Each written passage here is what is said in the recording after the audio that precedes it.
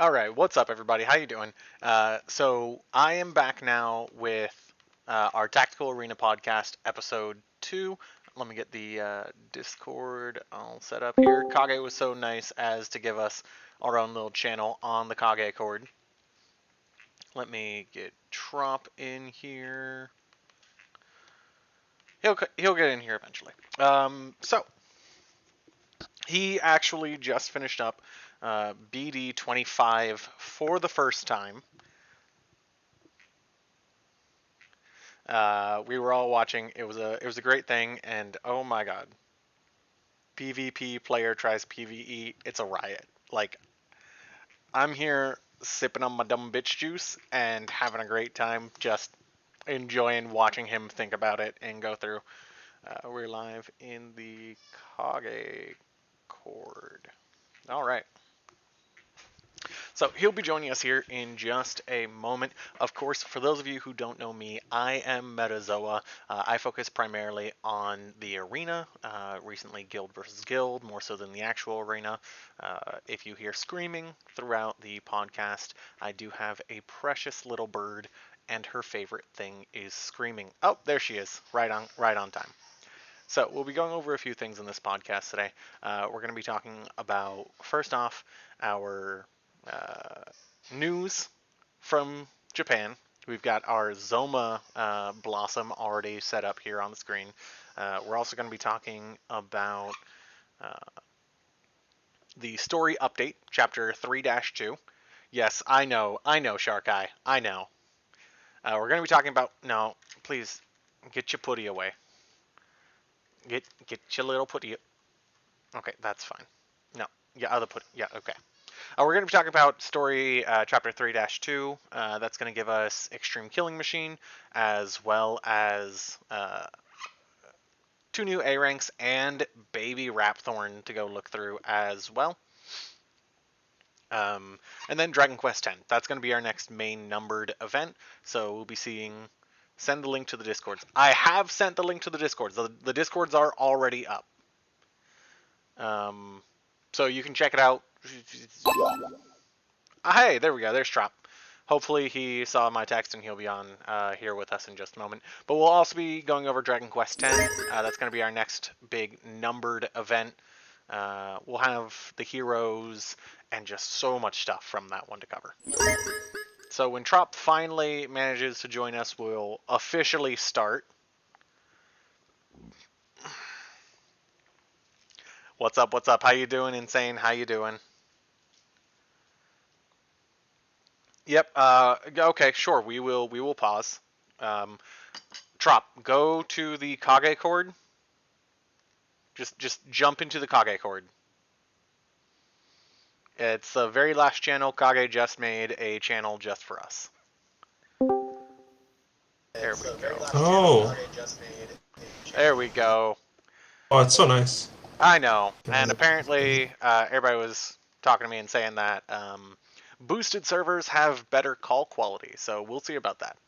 Hiding from Judge. But where's Judge? Yeah, no. No jump-ins.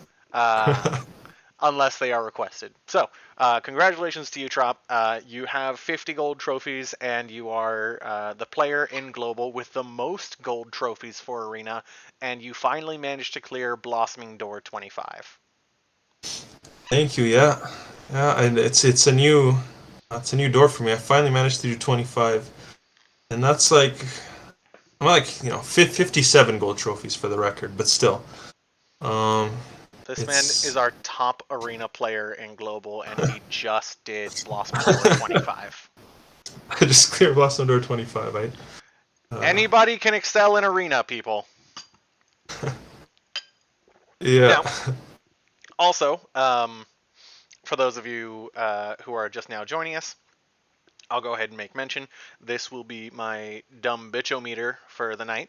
As this gets lower, I will be much more fun. This is a lot of tequila and gin and a couple of other things all picked in. Have we checked that you finished all the story missions yet? I haven't even finished all the story missions yet. Like, I'm going to be honest, I skipped all. I did them once, not going back. All right, so let's go ahead and get started. Trop, have you seen the Zoma Blossom yet? I've heard about it. Yeah, I've pretty much seen it. The Frigid Wave, the Archdemon Range Side Cannon. It looks insane. Yep. He It also looks is going insane. to get HP plus 100 two times. Yes, I am very happy because off of the value banners, I have now pretty much maxed my Zoma. So my Zoma is now 5 Awaken, and a 5 Awaken Zoma is effectively around 2.5k HP in Arena before equipment. Because he's going to have a 30% damage reduction instead of 20%. We're also going to be seeing that Archdemon slash Black Meteor slash Hargon range Psy Cannon.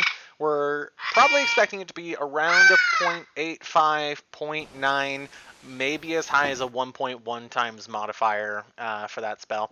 But another good thing about Zoma is he gets a ton of extra spell potency from levels and awakenings, and it's just generic spell potency.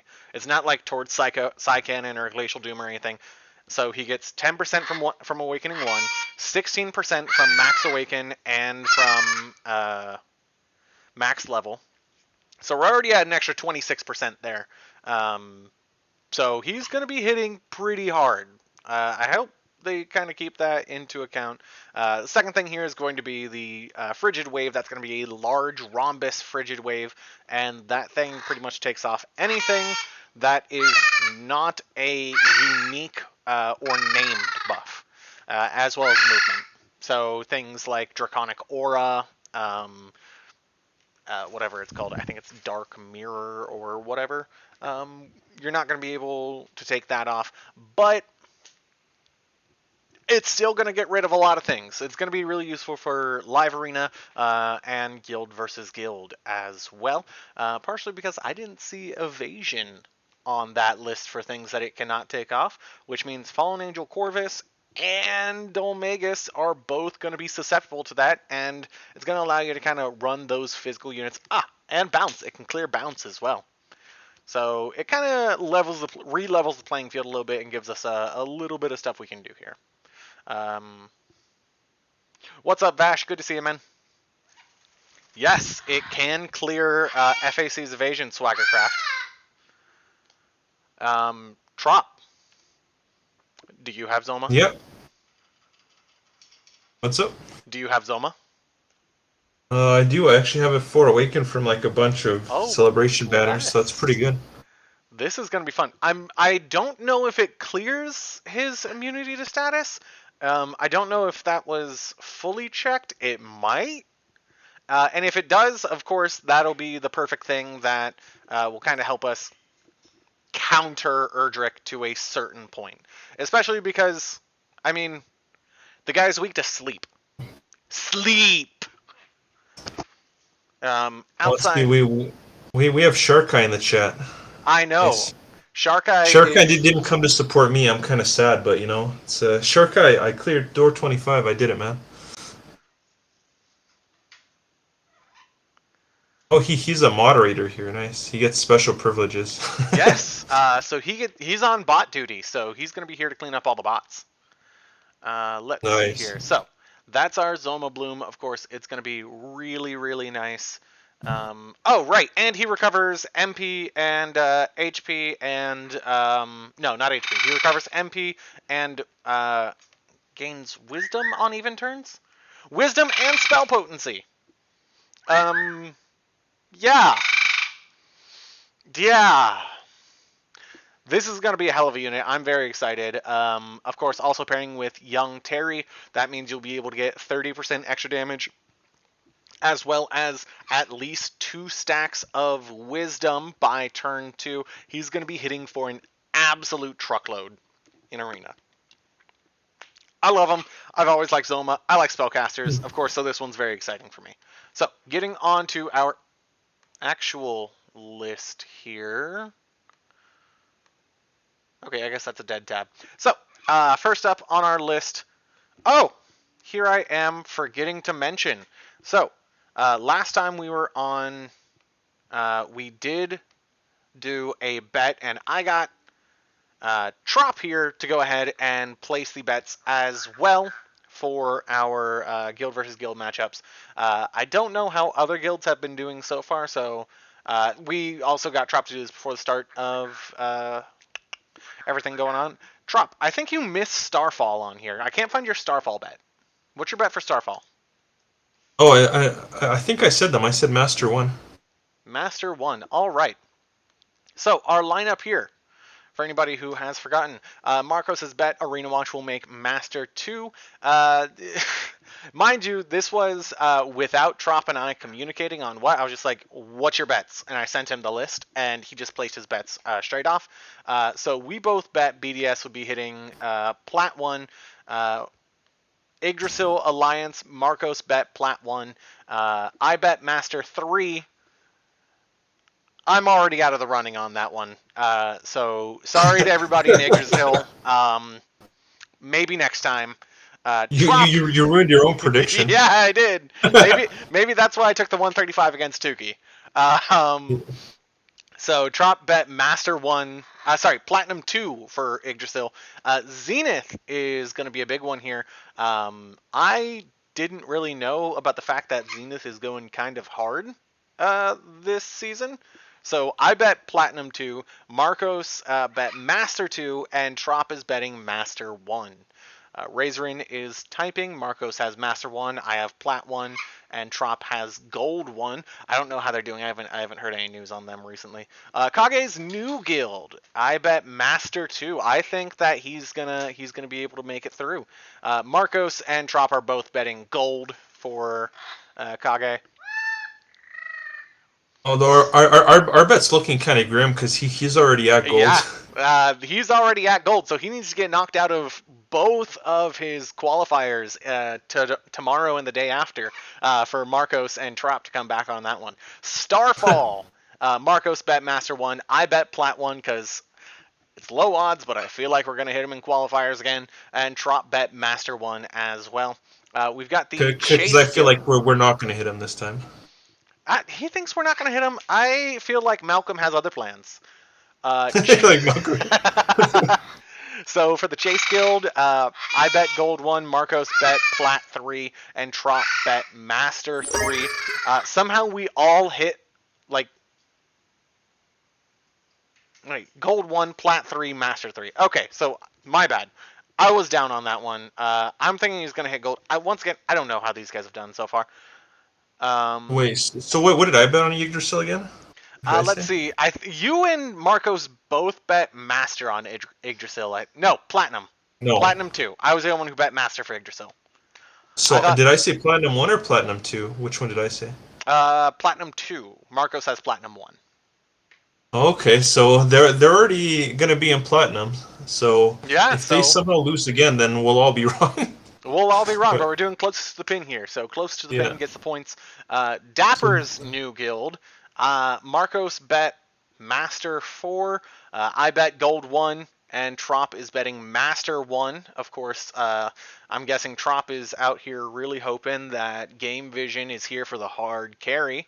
And PvP Legacy, that's the Kage sub-guild from the implosion of Players Monumental. I bet Plat 2, Marcos is betting Plat 3, and Trop is betting Silver 2. He's got no faith in you guys. Don't worry, we do, though. All right. So that was our fun little introduction there. We'll come back, we'll revisit these. Just wanted to get it out in there that those are finalized. And when the season ends, we'll do a postseason. Game Vision will actually be on for that one. And we'll do our closest to the pin and see who gets the most points. First up here is Masquerader, previously known as Hellcacha. So, Trop, I know both of us were kind of excited about this. I know a lot of people were excited about this before Diamond Slime dropped. That's the big thing. Before Diamond Slime dropped, we were all kind of excited about this. I'm not sure how I feel anymore, because, like, why would I use it when I can use Diamond? But right now we're looking at a really high amount of HP, a really high agility, a good amount of defense. Um, really, this guy kind of beats out Leary Lantern almost across the board as far as raw stats go.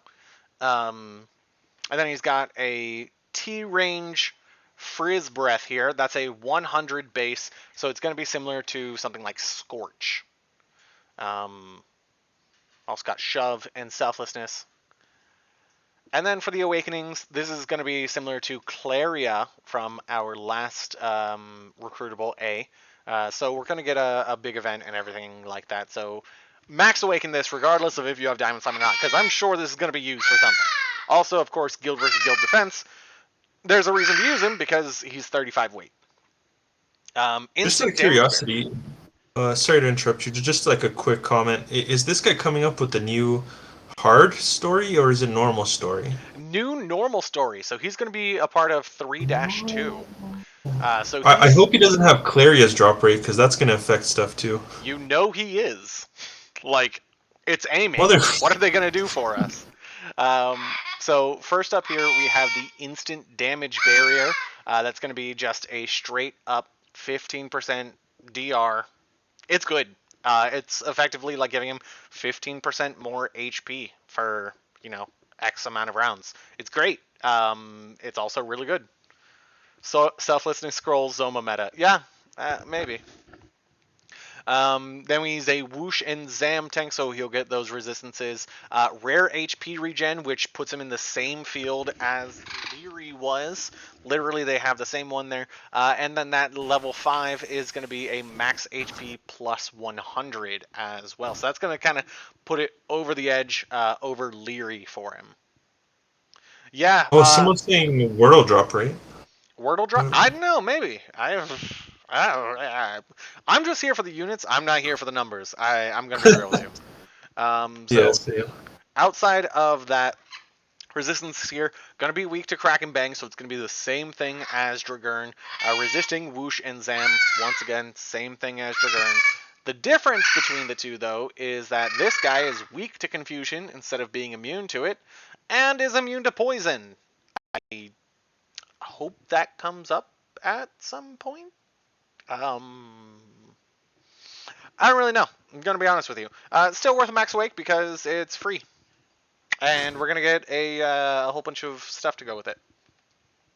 Trop, any thoughts on this guy? Guild versus guild defense, guild versus guild offense, regular arena, sniping.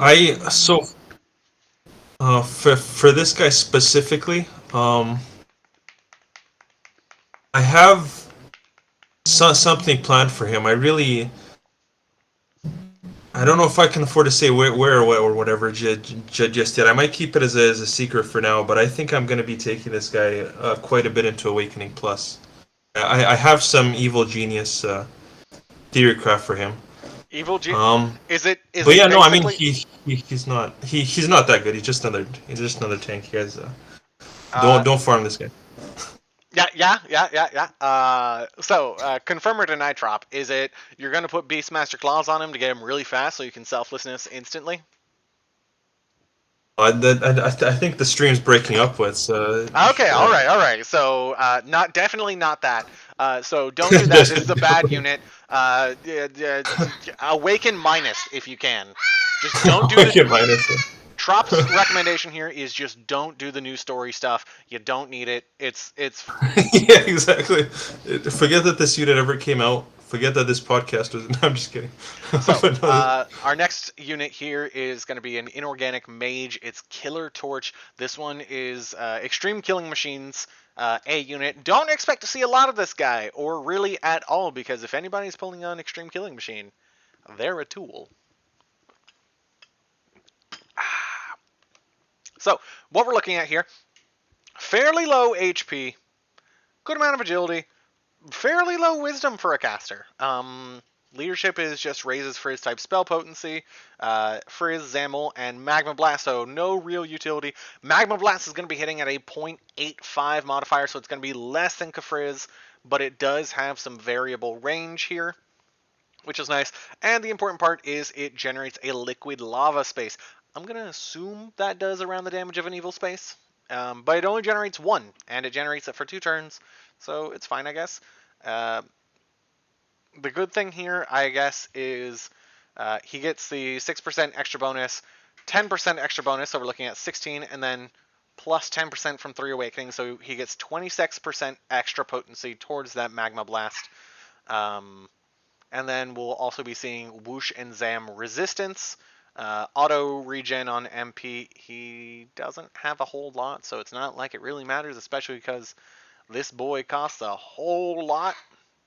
But this is for Arena, so we don't care. The other thing is Awakening 1 triggers Channel Anger when HP drops to 50% or less up to 1 time per battle.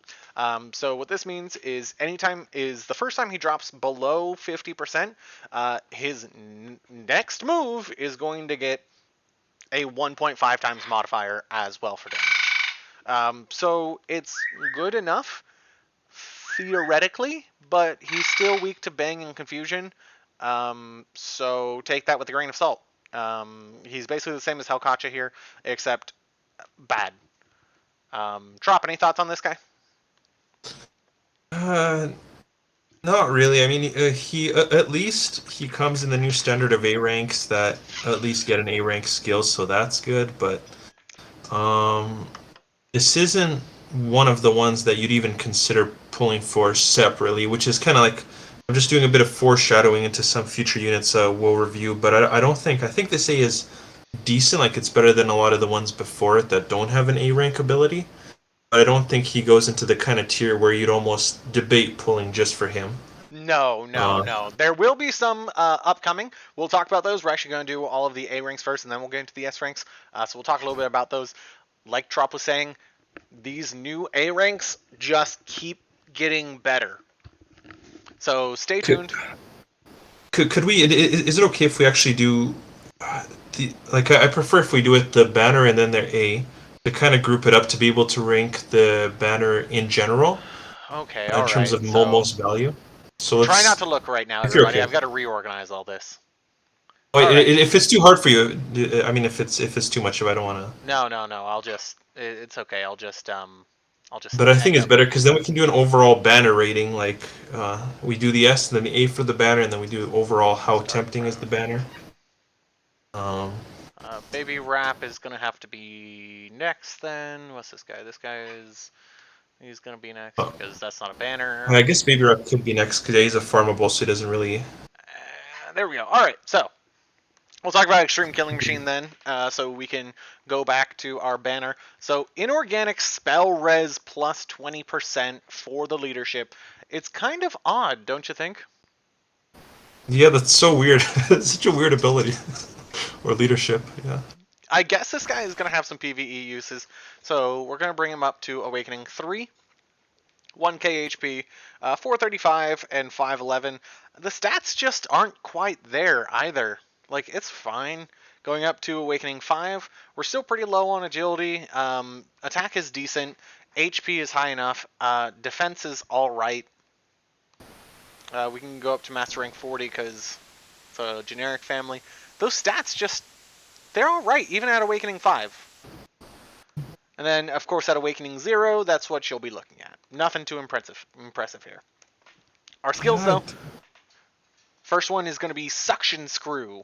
So he has the big suck. So that's going to be pulls all enemies in the area of effect 3 spaces closer. That's going to be a 4 range there. Second ability is going to be Heavy Impact. That's going to be an A ability. It's going to be a better version of Cracker Whack. We're going to hit a Rhombus of 250% potency physical damage with an occasional stun. So it's 40% stun chance.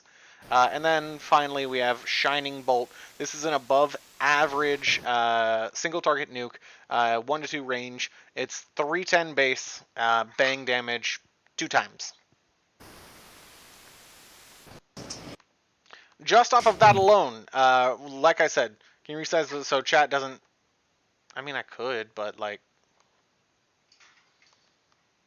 Alright, now I have to, like... they're just getting you to do more work. Yeah. All y'all doing more work. No, he does not get a stun chance increase, unfortunately. Don't know what to tell you there. You're locked at 4080, unless they give us something like a random A. I don't really know, Fart Smucker. I'm gonna be real with you. I don't know why they call it a rhombus instead of a diamond. That's not my game. So our awakening perks here. So, base perk. Battle start greatly raises attack for 2 turns, reduces damage by 50% up to 1 time for 99 turns. This is basically what we see from Robin Hood. I actually didn't know about that one. It's fine. So what we're gonna see is, let's see here. I'm gonna drop that to 0 real quick. No. Let's see. What is it? 476, so we're looking at 47, so that's going to be 23 extra. So we're going to be looking at... Wait, no. Yeah. 47 plus 23 is 70. So we're looking at 70 plus 35. That's an extra 105. So we're looking at an extra 210 attack on this. It's fine. If you get him there, he's going to be hitting, but... I mean, he comes with it, like most of the killing machines do.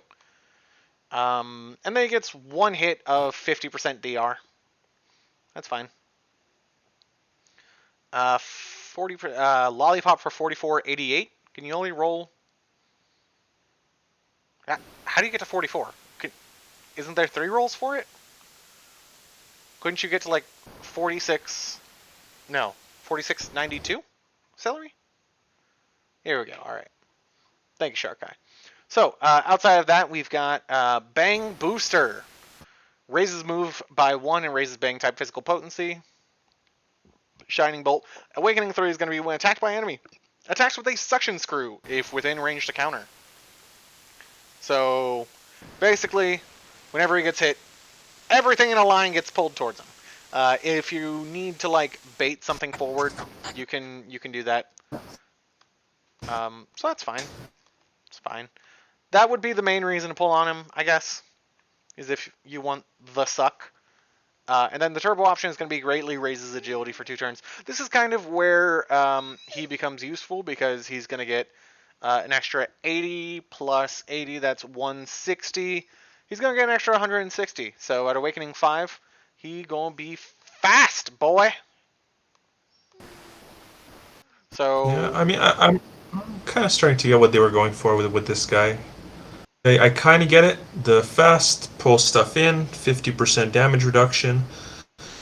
I don't know if it's enough, though, but I get what they were going for, I guess. Yeah, raw stats, not really great. He's kind of just a Voltron unit in and of his own, though. Puffin, stop. A Voltron unit in and of his own, though, so he only needs very minor upgrades to kind of make it there. A good side unit for Voltron at 50 weight, especially because he does most of the work himself. Please, Puffin. Does most of the work himself. All in all, Trop. Weak to Wushin Zap, resist freezances. Okay. Weak to And sorry, I might have missed it. What are the Awakening 3 and 5 perks again? That's the pull option, so anytime he's hit, he sucks them in, and 5 is the 160 agility boost at battle start. It's an interesting unit. Like it would be something that I don't want to discount it completely. Like it's not good. At least I don't think it is. Even JP discounted it as bad. I think it's niche. It tries to serve a certain niche, but I don't know what that niche is. Like sure, if you want to pull stuff over, but I think a unit we're going to talk about a little bit in the future does that better. I don't know. I think the big thing here is it hits really hard as a physical unit, and it kind of just Voltrons itself. I think that's what they were going for. It's kind of just a generic damage unit, though, so not really a whole lot of goodness here. It just kind of is what it is. No real utility. I wouldn't recommend pulling on it because at the end of the day, somebody else is going to punch harder, faster, and better. And so what would we rate the banner? Like a 2 out of 5? I'd rate it like a don't pull on it 0 out of 5. Because okay, yeah. there's nothing really unique outside of the A can generate tiles on a single space, which is fine, but Mhm. not even. And then EKM himself adds no real utility outside of a leadership here that is all right. I It's love it. Save your gems out of 5. Yeah. yeah, save your First gems one out to of say. 5. So there you go. There's Extreme Killing Machine and Killer Torch. Let's see. We'll go on to our free stuff now. So first one up here is Baby Rapthorn. This one is going to be from the new all-out battle that we will get in the Land of eventually, hopefully upcoming next with the Chapter 3-2 story update. This is going to be similar to Nimzo, so expect Max Awakening for free. The stats are pretty decent. HP is a little low. Agility is nice and high, and that Wisdom is nice and high as well. 2 movement and 65, and that leader skill is the same as Big Boy Rap. Just garbage. It's bad. I'm sorry. So, Yeah. as far as skills go, we have Lullab Eye. So, often puts one enemy to sleep. Roaring Tempest, it deals major whoosh type spell damage to all enemies in an area of effect. That's going to be the same as Sorceria Flash. It's a 0.85. Lullaby is at least nice because it has a 60% base chance, so you can get up to 80%. So it's at least a good thing to default to if you have no other real options. And Pitch Dark is a 1.01 modifier, so it hits slightly harder, about 10% harder than Kazam does. Um, and it's on a variable 1 to 4 instead. So that 2 movement with a variable 1 to 4 is really, really good. So it really helps kind of the maneuverability of the unit. Trop, any thoughts on the set there? On the set there so far, I think it's a pretty good set of moves. I think it's nice that he gets the barrier too. Like, I'll just speak from a free. I think I mentioned. I'll just circle back a tiny bit on the last podcast that got deleted.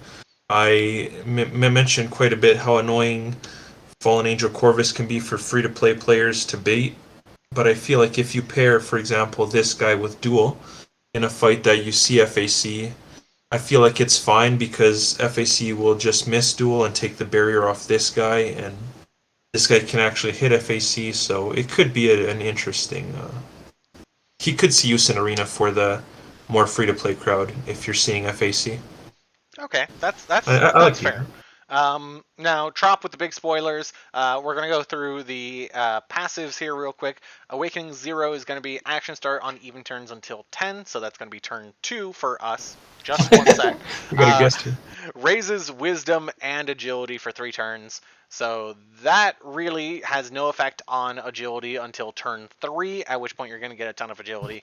He's probably going to go first at that point. And wisdom, which means he's going to hit harder on turns 2 and 3 because none of these are multi-hit, so he just gets pretty much straight spell modifier. Outside of that, Awakening 1, battle start, nullifies damage 1 time. It's the same as Big Boy Rap. He gets a barrier of darkness. It's fine, it's good. I like it. I use Rap a lot, and it's really, really easy. Does he have boobs? No, he does not have boobs. That's a cowl that goes over little baby Rap. Rap Thorn, just to make sure y'all can see. This is Big Daddy Rap Thorn American form. This is Baby Rap. As you can see, no boobs. He just has like a Frieza cowl, and he's a light bulb. Yeah. That American Rap Thorn just has the man boobs. Mm-hmm. The Guy Fieri version. But yeah, so back to this. At Awakening 3, you get an auto MP regen. It's the same thing that Big Boy Rap gets at Awakening 5. However, this is a fun one here, and this makes him at least a little bit useful for GVG defense. Rare Channel Anger. Action start rarely grants 1.5 times spell potency and effects. So each round he's up, he's going to have a 20% chance to just 1.5 times damage. That's just enough to be a really big threat. And to really, really suck to fight. Yeah. Um, so bring your Wushin Zam resistant units if you see this guy, but nothing too crazy here. Weak to Frizz and Sizz, resist Bang and Zap. So you can pair him alongside Zaro maybe. Resist Sleep, resist Spell Lock, weak to Martial Lock. Weak to Martial Lock. Should have just said nothing there. And weak to Stun as well. Also immune to Confusion. Oh wait, that's not bad actually. It's kind of a pain. Kind of a big pain to deal with. So Trop, any final thoughts on little baby Rapthorn? I don't honestly. I think he's good. I think people should get him 5 Awaken if they can. I think I don't know how good he is from the whale perspective because you guys have a lot more options. But I think from the free to play, he's pretty good. And so I don't have Rapthorn, so I don't know how this works. But when you're trying to bait someone with Rapthorn, do they actually attack or do they not attack because of the barrier? They I see don't. the barrier, so they can see the barrier and they can see that any single hit will do 0 damage. So they won't prioritize it unless they can hit it along with something else. Okay, interesting. No, I think it's a good unit, especially for the unlucky people who don't have Rapthorn. And then now they get a Rapthorn with a barrier that they can play with. So I like the unit. Vash, much better than Nimzo. Nimzo is scraping kind of the bottom of the barrel there. This is leagues better than Nimzo. Okay, Shark Eye in with the immediate rebuttal. Shark Eye, any thoughts? I'll wait for you, don't worry. Shark Eye's made himself known. Nimzo gets bounce. Isn't it a That's rare rare bounce? I think that's a 5 Awaken. 5 Awaken gets rare bounce. Please continue. It's the same as Channel Anger. Except Channel Anger does damage, and Rare Bounce says maybe if your opponent might be using spells, then maybe, fuck them instead. Alright, so moving on. So next one is going to be our free S from the Dragon Quest X event, Greater Demon King Mattis Gaura. So Awakening 5, we'll go ahead and set that there, and Master Rank 30. This guy, is thick. Like 3 C's thick. 3 C's thick. No K. So look at that. Look at that HP right there. 1153. That's 100 less than max awakened Corvus. Attack and defense, we literally don't care about that. Nice good chunk of MP. Really high agility too. We're clocking almost 500 agility on this guy and 469 wisdom. Nice. Movement to, of course, weight 65, enemy crack resistance. They keep giving us these, and I don't care for them. First one is Mind Ball. So, fun fact about this one is it's a B rank skill, so it has a similar modifier to Thunderbird's little zap thing. But Mind Ball, what it doesn't say here, because this is a translation and curse gets lost in the translation, is that it also has a very rare chance to curse on each hit. So that is 6 opportunities for 10% curse, 20% if they're weak to curse, which means Dragonoid, basically. Flash Sketch is going to be a large amount of Gira spell damage. That's Sizz for anybody who doesn't usually read the Japanese translations. Within range. Yeah, he's very fast. In a fan, it's going to be a 0.85 times modifier, so it's the same as Sorceria Flash and a lot of these other spells in that kind of range. But it has the extra little square right here, which makes it just a tiny bit better. And then Hell Ice Drawing, which is a 1-3 crack Psy Cannon. The unfortunate part here is once my bird moves her little putty, is that it is a like 0.9 times, I think, modifier. I'll double check that one. 1.05, so it's slightly better than like Kazap and Kazam. Here's the fun part though. At Base Awakening, at the start of even numbered turns, turn 2, the maximum value of 5% HP is restored, and the maximum value of 4% MP is restored. How does it compare to Veronica? Oh, Veronica's crack skill is much better. Um, however, this one has variable range, which is pretty nice when you're using a 2-move unit. Dark Robes, of course, so reduces damage by 20% with that thick HP. So this is essentially 20% more of this. That's a lot. Yeah. Then we'll see the 3 Awakening increase skill at the start of even numbered turns. So once again, on turn 2, he's going to get a bunch of extra wisdom. I think it's like 60 something wisdom, which is nice because that's just extra damage, Flash Sketch, and Hell Ice Drawing. And then Awakening 5 is spell power plus 20%. We made it. This is it. This is the big one. This is why you max awaken this guy, because suddenly now everything is 20% better. Or close to 20% better, like 16 or 18% better. Don't quote me on that. I'm not a math guy. Talk to Marcos if you want to know the exact math. But yeah, it's a lot of extra damage, and it makes him playable, basically.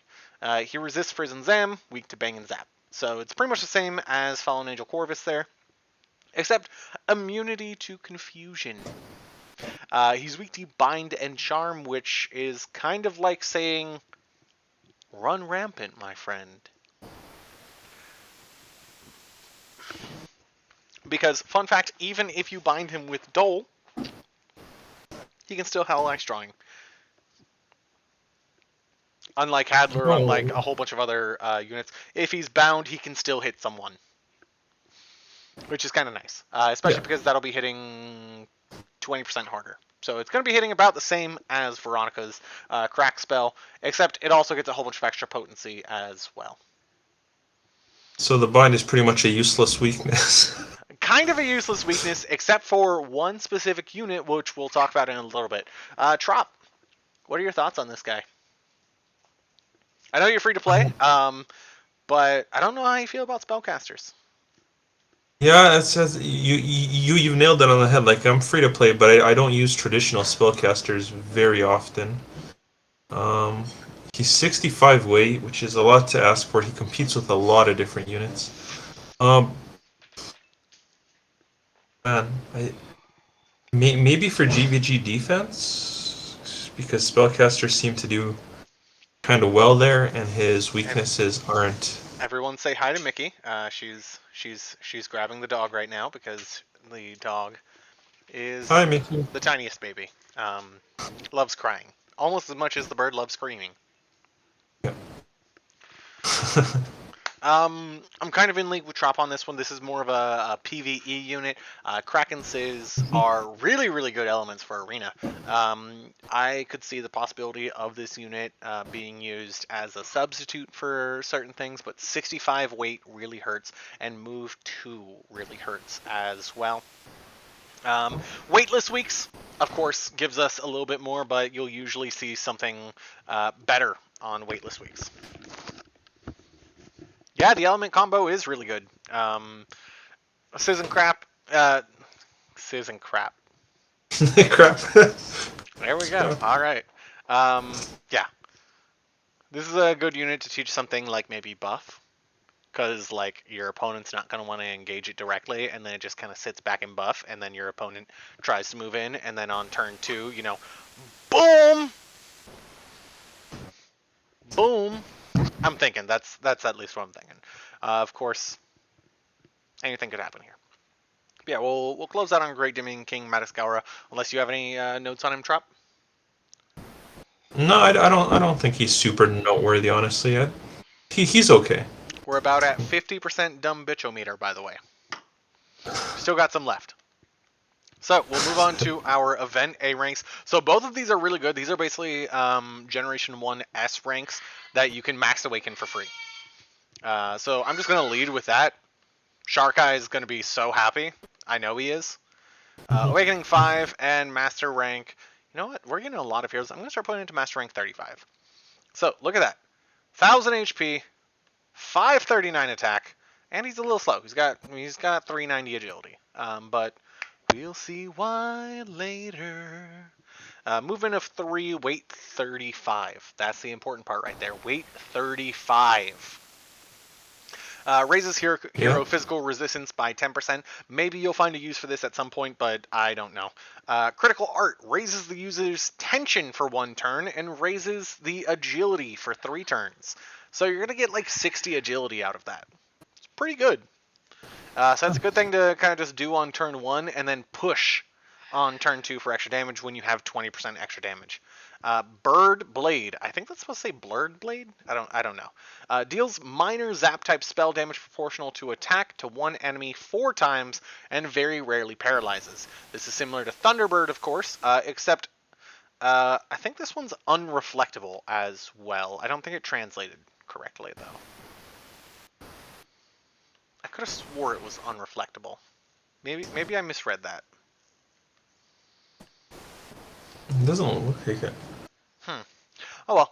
Secret Wind Sickles. That's going to be so like Atomic Blade or whatever the hell Demon King or Godamir has.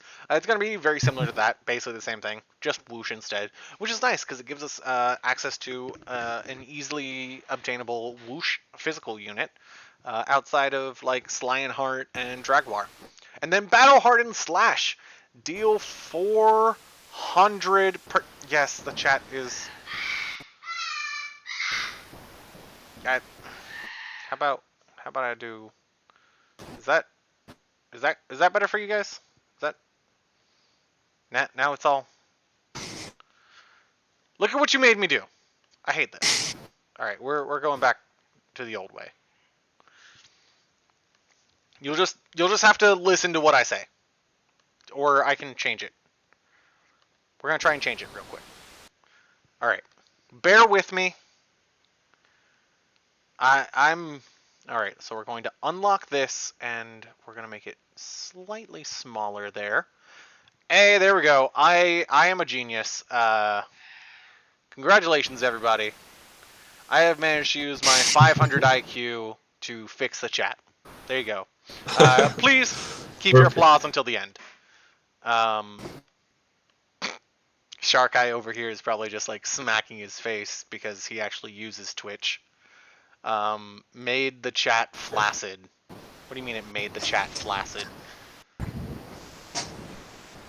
But 400% physical potency. This is like Discontinuum, except thanks to Shark Eye, who is the only person who uses heroes, it's 30% scaling with levels instead of 50%. So we're going to go to, what, plus 120, so it's going to be 520% physical potency. That's still pretty nice, considering the fact that you can just, like, spam your tension up and agility and just go first and just smack. It's nice. It's good. I like that. Usable on turn 3. It's a lot of damage, especially since it's 7 range. It shits on Kirill, his coop so hard, and I hate it. Yeah, it do be like that sometimes, though. Welcome to Power Creep, Shark Eye. So our first awakening here is Battle Start raises attack and agility. This is what I meant by don't worry too much about this. Because he already gets plus 60 agility, so he's going to be around 450 at max awake. That's pretty good. It also raises his attack, which is a good chunk. He's going to go towards 600. So. Awakening 1 is going to give him movement plus 1, so he's going to have that 3 move. Awakening 3 is going to restore his HP and MP whenever he attacks someone, which I'm going to say... You could probably cleave people and, like, get a whole bunch of HP and MP back. That's actually really good. That's actually, like, pretty usable. I like that. Awakening 5 is Battle Start raises tension for 1 turn, just like Yangus. So he's going to start with 20% extra damage that you can just scale up until you get whatever the scaling on tension is. I think it's 1.5. I think it might be 2 times. Who knows? I'm not a hero guy. Shark Eye is. Maybe he can give us an actual answer. Weak to Frizz and Zam. Resist Crack and Bang. Resist Physical Lock. Weak to Stun and Blind. Why? That also basically doesn't matter. Resist Paralysis and Immune to Charm. It's a free unit. We're not going to complain. Yeah. Free is free. Free If is it free. was like a If it was like a paid unit, they would have made it weak to Martial Lock and I don't know, Blind. Kiba. When Shark Eye is referring to a claw unit, it's somebody who can function well with just an agility boost and doesn't really need a massive attack boost from something like an axe. Trop, how do you feel about this guy? I feel like this is going to be a really good thing for you to slot in on 35 weeks. I think so too. It seems super strong. It has good skills, and I always like units that have the kind of skills that the A rank, the first one has, where if you're not doing anything on that turn, it lets you at least be productive by boosting something, and that's what I love about Barbarous so much, is that you don't always hit, but it at least lets you do something when you're not hitting something. So I love those type of skills. Yeah, and very similar to what Vash is saying, he will probably replace Yangus for a lot of free-to-play players. And yes, his physical A rank is not crap, unlike Kiefer Sutherland. He also just mini Voltrons himself a little bit. So I feel like, especially if you're running a Voltron style comp where you're using Terry or something like Giulianti, he's a really good unit that kind of just at 35 weight also gets Voltroned up and can push for a lot of extra damage too. He also resists Crack and Bang, which is pretty nice. Starts with tension up, can hit brilliant. Whoosh is not that great, but it's extremely useful when it is useful, and that's one of the big things to remember. Has a chance to paralyze, and like you said, Trop, even at his worst, he still just gets like an extra 20% damage next turn and extra agility. Unfortunately, the AI won't do that, but we take what we can get here. Yep. Any closing thoughts on Yeah. Fuser? Fusser? Oh, I just say he's good. With these ones, obviously, you're gonna want to farm him, take him to 5 Awaken. I think he deserves it. I think all of our free awakes really do. Free A's really and free S's really do deserve Max Awaken. I say not even having Nimzo. We'll close that one and move on though. Hopefully somebody can correct me in the chat when I butcher this name. Male?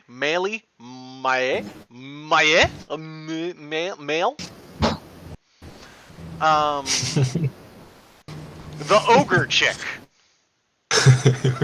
Look, the simp's fallen in love with the ogre. So 895, not a whole lot of HP to start. We're looking like 150. My E. Okay, so my, take those two L's, turn them sideways, make it into a hyphen, E. My E-girl. Yeah, my E-girl. Extremely fast. 464 is really fast for an A rank. No defense, but we don't care. 547 attack, that's good enough. That's much like Fuser. Queen of Hearts, very similar to Fuser. What we're going to have increases tension and attack. So she's going to be, yep, baby E-Grill. I don't know why they did this one here. Deals moderate martial damage. This is kind of like what they did with Flazzard. I really don't like it. Just slot in a random martial skill because why should we make kits perfect or synergize with everything that's going on? But it's a rhombus of moderate martial damage to all enemies in the area of effect. Occasionally stuns, so that's 40%. Without a way to get to 50, so we can't guarantee a stun here. Sizzling Leg. So we're going to get a paw stamp right here, small t, 250%. Like I said, it's like a Generation 1 hero, or Generation 1 S. And Heavenly Flurry, 70%, 6 times, very rarely lowers defense for 3 turns. It's kind of like a mini Devil's Finesse. And it's available on turn 2. So you can tension up and flurry. It's nice. That's 91%, 6 times. Brain blast for the math, 545%. 545% actually isn't that bad. Especially on an A. Especially one that you can Voltron up that attack. Yeah, I like this one. So let's see how much each attack boost gives you. That's 421, so that's going to be 63 extra attack off of each attack boost. So if we manage to fully get her up here, so that's going to be 63 times 3 is equal to 189. As I get back over here, plus 547. If you max out her attack on turn 2, she'll have 736 attack, which is fairly easy to do because I think she starts with +1 attack. She does not, but that's okay. We'll figure that one out along the way. Yeah, it's 736 before a weapon and on an A rank, if you manage to max her attack. First one is Ogre's Dance, greatly raises evasion rate, so 40% to start. Welcome, Elena. Voltron is the term we use for when you basically fully buff something up. Usually you use support units to fully buff something up with like physical potency up, attack up, and all kinds of other things to make it something to take out the enemy team on its own. Similar to the pieces of Voltron coming together to... But yeah, 40% evasion up. So we're going to get similar to Elena here. Move +1 is going to be our first awaken. 3 awaken is Village Lord's Daughter. Battle start. Occasionally recovers HP and MP. I feel like that's supposed to be turn start. Be weird if that was recovering HP and MP on battle start. 5 Musketeer support. Battle start raises tension for 1 turn. Yeah, I think it's a translation error. I think it's supposed to be occasional on turn start. Sleep and Poison. Oh, Malroth loves that. Anytime you see Sleep and Poison together, Malroth is in love. Immune to Charm. Resist Bind and Stun. Weak to Crack and Bang. Resist Whoosh and Zam. So tell me, Trop, are you going to get DQT as I pull up Fuser again real quick? What is the question? Give me just a second. It'll be. Are you going to go with Dragon Quest Sapphire or Dragon Quest Ruby? I think I'm gonna have to go with wait, who is who? We have red and blue, and they seem to be like ogre, like volcano-y themed, and water. So it's a Pokemon Generation 3 joke, Ruby and Sapphire. Like if I get to choose, I actually like the red one. You like the red one more? A little bit. I wasn't expecting that one. What is this? Is it the fact that Sizz is the better element, and then Heavenly Flurry you can kind of just use on turn 2? Yeah, and I think yes, this is a bit better.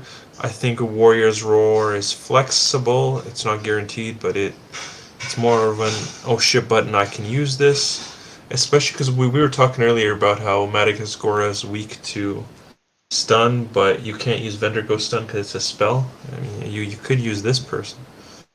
You could. It's an 80% chance you could. We'll see some other things coming up soon, though. Trop is just simping on the ogre girl. Look! The simp's falling in love with the ogre. They're both good and sane, and I don't know. You will both be pretty able to good. get both. No need to worry here.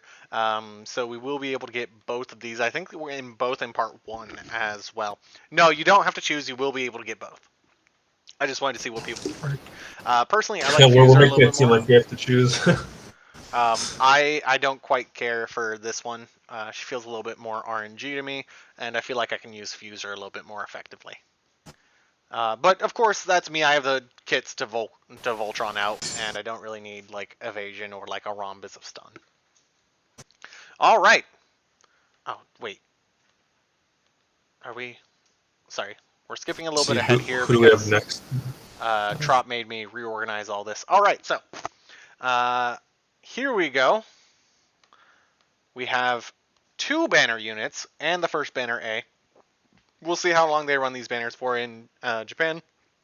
This lasted the first like either 2 weeks or 20 days of Dragon Quest X. So the first one's going to be Luminary and Lucia, and then we have dun dun dun her evil twin, Evil and Lucia, because eventually you go through enough content that it becomes a soap opera. Yeah. So Luminary and Lucia will do Awakening 0 here, Awakening 1. Wait, let me master rank 30. Pretty good stats. Awakening 3, still some pretty good stats. And Awakening 5, stats are looking pretty nice. Nobody's at your level, Shark Eye. Your hero rank CP1. Congratulations. The rest of us will be hanging out at Master Rank 30 for that. So, Luminary Shield is going to be our first thing. That's a large rhombus. Everything within 3 range generates a space in the area of effect that reduces damage taken by 15%, but only for your allies. So this is our first case of friendly only terrain, and this is an independent buff that is different from other damage resistant buffs. So this allows her to basically stack damage resistance, which is normally not a thing. So for instance, Zoma, anybody with any kind of DR on them, you can go like Corvus, who has already used his Fallen Angel thing. He gets an extra 15%. Everybody gets an extra 15%. All of your allies do. Second ability here is Luminary's Light. It's a martial ability. Occasionally, that's 40%, stuns all enemies in area of effect, and occasionally, that's 40%, raises damage taken for 3 turns. Of course, because this is a dual status effect, what it'll do is it'll split these, so at plus 10, you'll get a 50% and a 50%. So that's a 50-100 for stunning everything in a 3 line. That's pretty good. Pretty good. I also, actually, I'm going to say it, I really hope she doesn't cast it in GVG, Shark Eye. It's gonna call it. Hope she doesn't. I don't want to deal with it. Second ability here is Luminary Lightning. So I've been talking a lot about the Sorceria flashes and their general 0.85 to 0.9 times modifier. What is the 100? 100 is against very weak targets. You asked the question and then immediately answered yourself right after that. We love it. Luminary Lightning, so that's going to be, like I said, most of the time when we look at these ranges, we're looking at like 0.85 to 0.9. This one's actually a 1.0 times modifier. It's pretty good. Ultima Sword, that's 380%, just under discontinuum damage. She has so many moves because, fuck you, that's why. It's a banner unit. Ultima Sword is just under discontinuum damage by 20%, but here's the big but. This guy right here. So the one thing that made Fallen Angel Corvus unique, goodbye, because Luminary and Lucia also has sure hit damage. So this will go through evasion, this will go through everything. If she's lower agility, it doesn't matter. It's going to hit every time. Discontinuum, that always hits. And it's typeless. And her sword rolls for potency on that. Seems strong. Twin Lightning Edge is a 1 to 3 range, 240% zap type physical damage to one enemy 2 times. So I'm actually a little bit excited about this now that we have the Zoma Bloom, because hilariously, you could do something like bait Fallen Angel Corvus over, Disruption, Frozen Wave, Freezing Wave, get rid of his evasion, and then Twin Lightning Edge to follow up for 480% base, and then whatever is 30% extra of that. 2 times. Good damage. And it's brilliant because it's zap. Let's see here. That's a really good kit. Originally I kind of took it for granted, but the more that I look at the kit, the more that I really like it, especially because Luminary's Light is... yeah, you can use her zap spell on Fallen Angel Corvus, but what if you don't kill him? Now you have something that does kill him.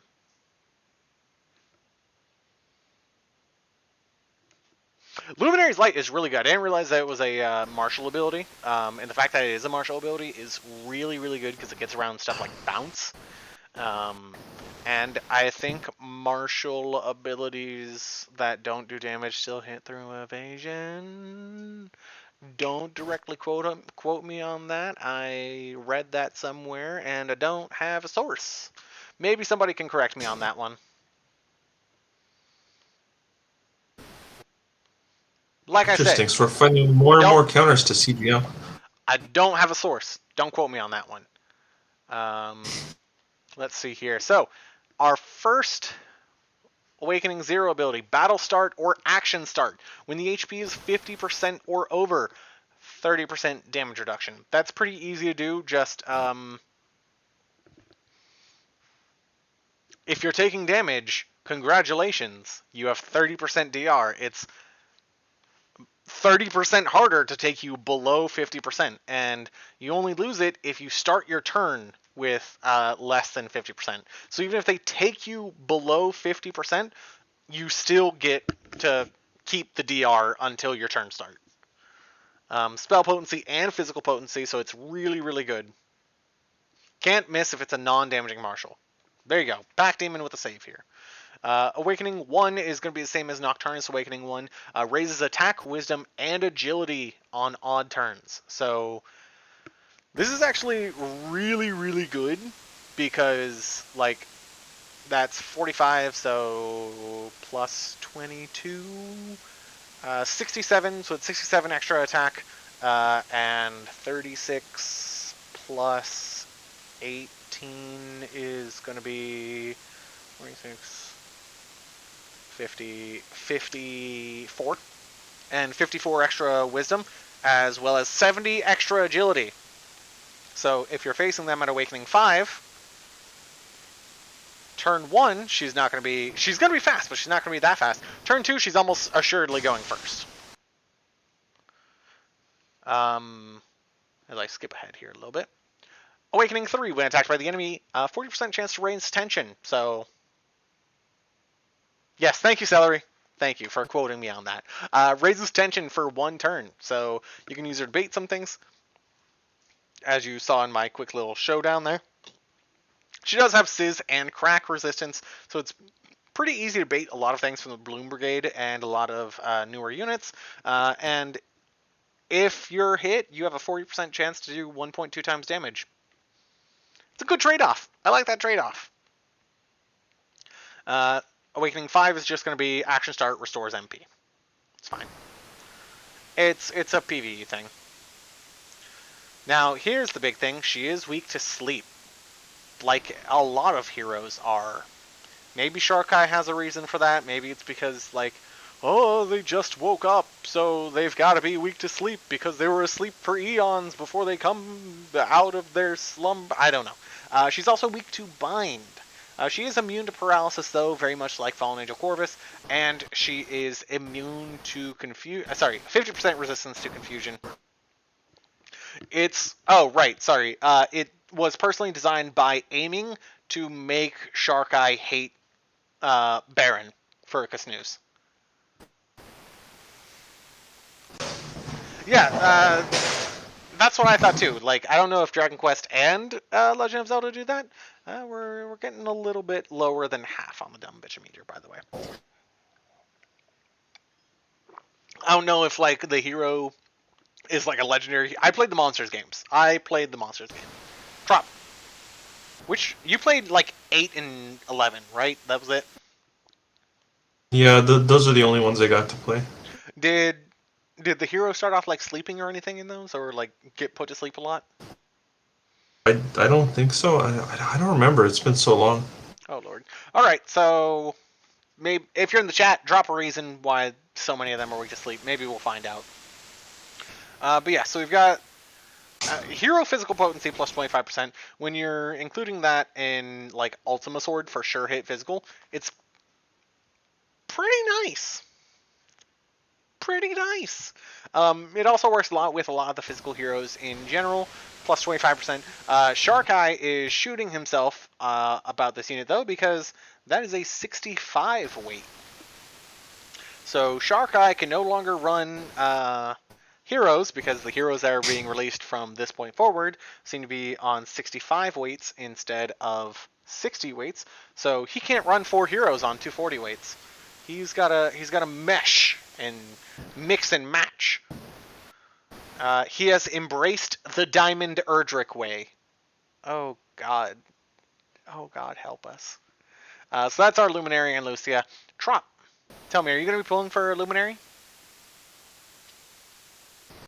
I am not. I think it's a good unit, but I really have to save my gems for what's coming next. I think it depends. Like, if you're someone that likes PvE, this is an amazing unit, but even for PvP, it's an amazing unit. It's just that choices have to be made, and I like breath units and I like dragons, but this is one that I'm going to be kind of sad to be missing on. This is a good unit, I think. So, let's say you had some extra gems laying around. Would you go for 1 awake, or 3 awake, or 5 awake? What would be your cutoff here? You already know the answer to that. I can pretty much only go to 1 awake, which is like getting the unit and then sharding it. I don't usually chase. I like to go for the guaranteed stuff. Fair. Awakening 3, however, is where she gets a little bit tanky and gets a little bit like that Hadler vibe, where you can just kind of eat a bunch of attacks, and because you ate attacks, congratulations, you're better for it. She's also, funnily enough, she could be really good with something like Claws, do something like Luminary's Shield or Luminary's Light, kind of just punch in directly with that. Luminary Lightning, Ultima Sword, and our other ability, Twin Lightning Edge, are all really, really good as well. But of course, as a physical unit, she craves agility and attack. But because of her Awakening 1, she does kind of help to mitigate that on her own. I think this is a really good unit. If you're going for the bare minimum, go for Awakening 1. She's not going to be on the second anniversary value banners. If you want to use her, try and go for Awakening 3. Of course, if you're pushing PvE content or trying to get to like Bleeding Edge Arena and trying to keep up with Starfall, go for Awakening 5. I think that's pretty much the best consensus. She actually thrives a lot more off of Awakenings than most units do, because she's a mix of both physical and spell, but she doesn't do it poorly like Rickard does. She does it actually well, from what I can see, mainly because they did a little thing where they gave her just extra modifier on her Luminary Lightning. I really like this unit. I may end up doing some pulls for her, not many, but I like this unit a lot. Second unit here, we have her evil twin, Evil and Lucia. See, while the previous one was attack, this one is a magic roll. That's how you know she's the evil twin. So Awakening 1, Master Rank 30 for the Dark Lords, Awakening 3, and Awakening 5. She's got fairly similar stats. She's slower, has the tiniest bit more HP, has, I think, a little bit more attack and a little bit more wisdom as well. But pretty similar.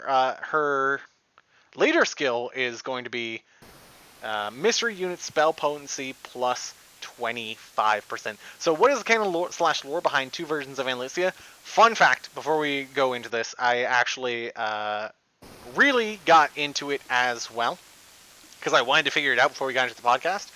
So apparently, Evil and Lucia was created by Mattis Gaura in like his sketches and paintings because he's like a creator god, but also he likes drawing because art is creation, and Dragon Quest, is made by artists, so they want to shout out to themselves. Um, and like she's kind of a demon made in just kind of the form of Ann Lucia, to replace her and kind of just evil twin. So he wants to like get rid of her, get rid of the Luminary, and replace her with the evil twin. And she, I actually just found this out because of the Reddit, who, or maybe it was the Discords. Her real form looks like.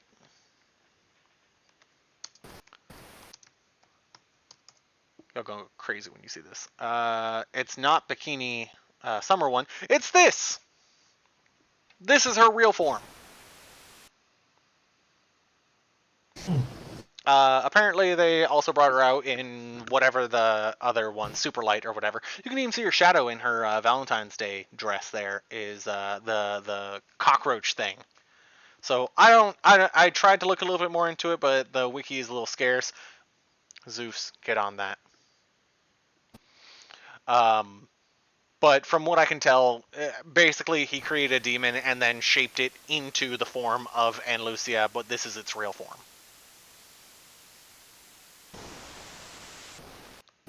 So she has mystery spell potency plus 25%. Of course, exist. What is true form Ann Lucia to you? Is it evil or is it not evil? Or is it Summer Bikini or is it Valentine's? Oh, cockroach. Bet. So, once again, we're looking at 4 skills on a mystery unit. That's pretty good. First one's going to be Fairy Light, deals moderate spell damage to one enemy. This is about a third of the damage of a Psy Cannon. Occasionally puts them to sleep.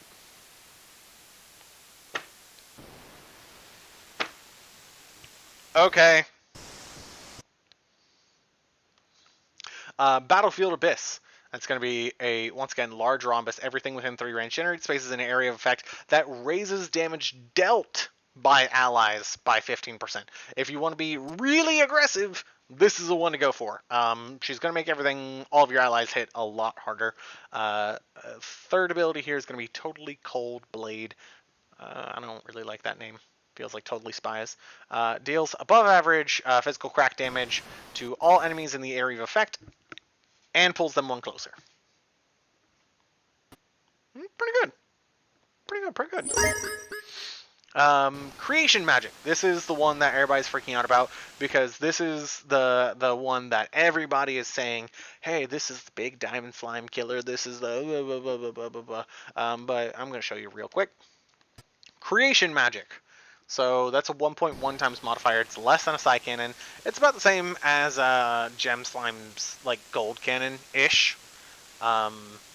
It's good. It's good. 1 to 3 range, and it hits in a cross. It's fine. It's good. But it doesn't do anything besides that. That's all it really does. It hits in a cross for a good amount of damage. Totally Cold Blade pulls closer, which is nice. It's really nice. Oh, I'm sorry. It's not a cross, it's a plus, because they dropped their Christianity references fairly early. By like Dragon Quest 7-ish. All in all, I don't really like this kit nearly as much as Ann Lucia's kit, as Luminary's kit. Trop, what do you think about this kit? So it's very interesting. I wanted to talk about the Totally Cold Blade. I think, obviously crack's a good element. It's a good thing to do. I'm not sure for this specific one, and I can't believe I'm saying it, but I'm not sure I like the pulls them one space closer for this specific ability. It just seems weird. Like, I can't see why you'd want to do that with this specific kit. But it's a good unit, but I don't think it's as unique as the other one. Unique is probably the right word, because the other one can do more. Here's the thing about the Battlefield Abyss. Like, it's really cool that you can raise damage dealt, but I don't know if you want to spend a whole turn raising damage dealt. Right? You could, now spending a turn to like because you're not in range, increasing all of the DR on your units, which is very helpful because, I mean, at the end of the day, if you're having to skip a turn anyway, you're probably going to have to eat an attack or two, and 15% DR is Yeah. fairly good. Oh, absolutely, yeah. Especially in guild versus guild, if we're talking about the toughest of the toughest content, you Oh probably yeah, prefer the damage reduction. and like 15% damage dealt, that's good, but it's not game changing. Yeah. I'll also say, even at 5 awake, she is move 2. We'll talk about that a little bit because we're gonna get into her kit here. Her abilities and perks. So base perk is action start on odd turns, attack, wisdom, and move for 3 turns. So similar to Mage Corvus, what she does is turn 1 she has 3 move, turn 3 she has 4 move. So she ends up being really versatile in her movement, attack, and wisdom because they did give her that blended kit of spell and um, physical, which is fine. I'm not a huge fan of it, but they did it. Um, she has the same spell and physical potency pluses that regular and Lucia does. Third awake is going to be Wicked Benevolence. That's going to be a 10% heal every time that she's hit. So that's at max. Not going to be all that high, unless you put like a big sword on her. Um, did I skip? I did. I did skip her base perk, her 0 perk. Battlestar reduces damage taken by 15% and raises damage dealt to enemies by 15%. So she can get up to like 30% extra damage dealt, which is good if you're doing creation magic, but like wasting a turn on Battlefield Abyss and then like moving forward. It's a good unit, but really what she does is she does damage, and that's pretty much it. And that's very easily power crept. That's always one of the big things I always say is damage is always power crept. Look for things that, as far as evergreen units go, and as far as like putting your gems in, look for things that do more. Like Luminary and Lucia, she has sure hit. She has the occasional stun that goes up to 50%. She has what was the other thing? Oh right, the large romp. Sorry, we're getting down to like a third of the dumb bitch meter.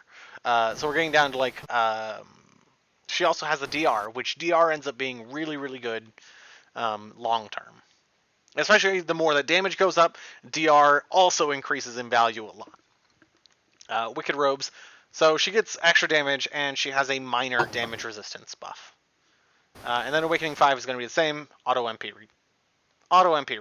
Auto MP regen. There we go. Unlike Ann Lucia, she is immune to sleep. She is weak to blind and confusion, though. So similar to Fallen Angel Corvus, she is going to be always leaves enemies at like super low HP. This fixes it. Yeah, but she's at 65 weight. And it's not just my Corvus, it's everyone. And I don't... 65 weight for 15% damage up. I'll just use Terry at 60 weight. She's weak to blind.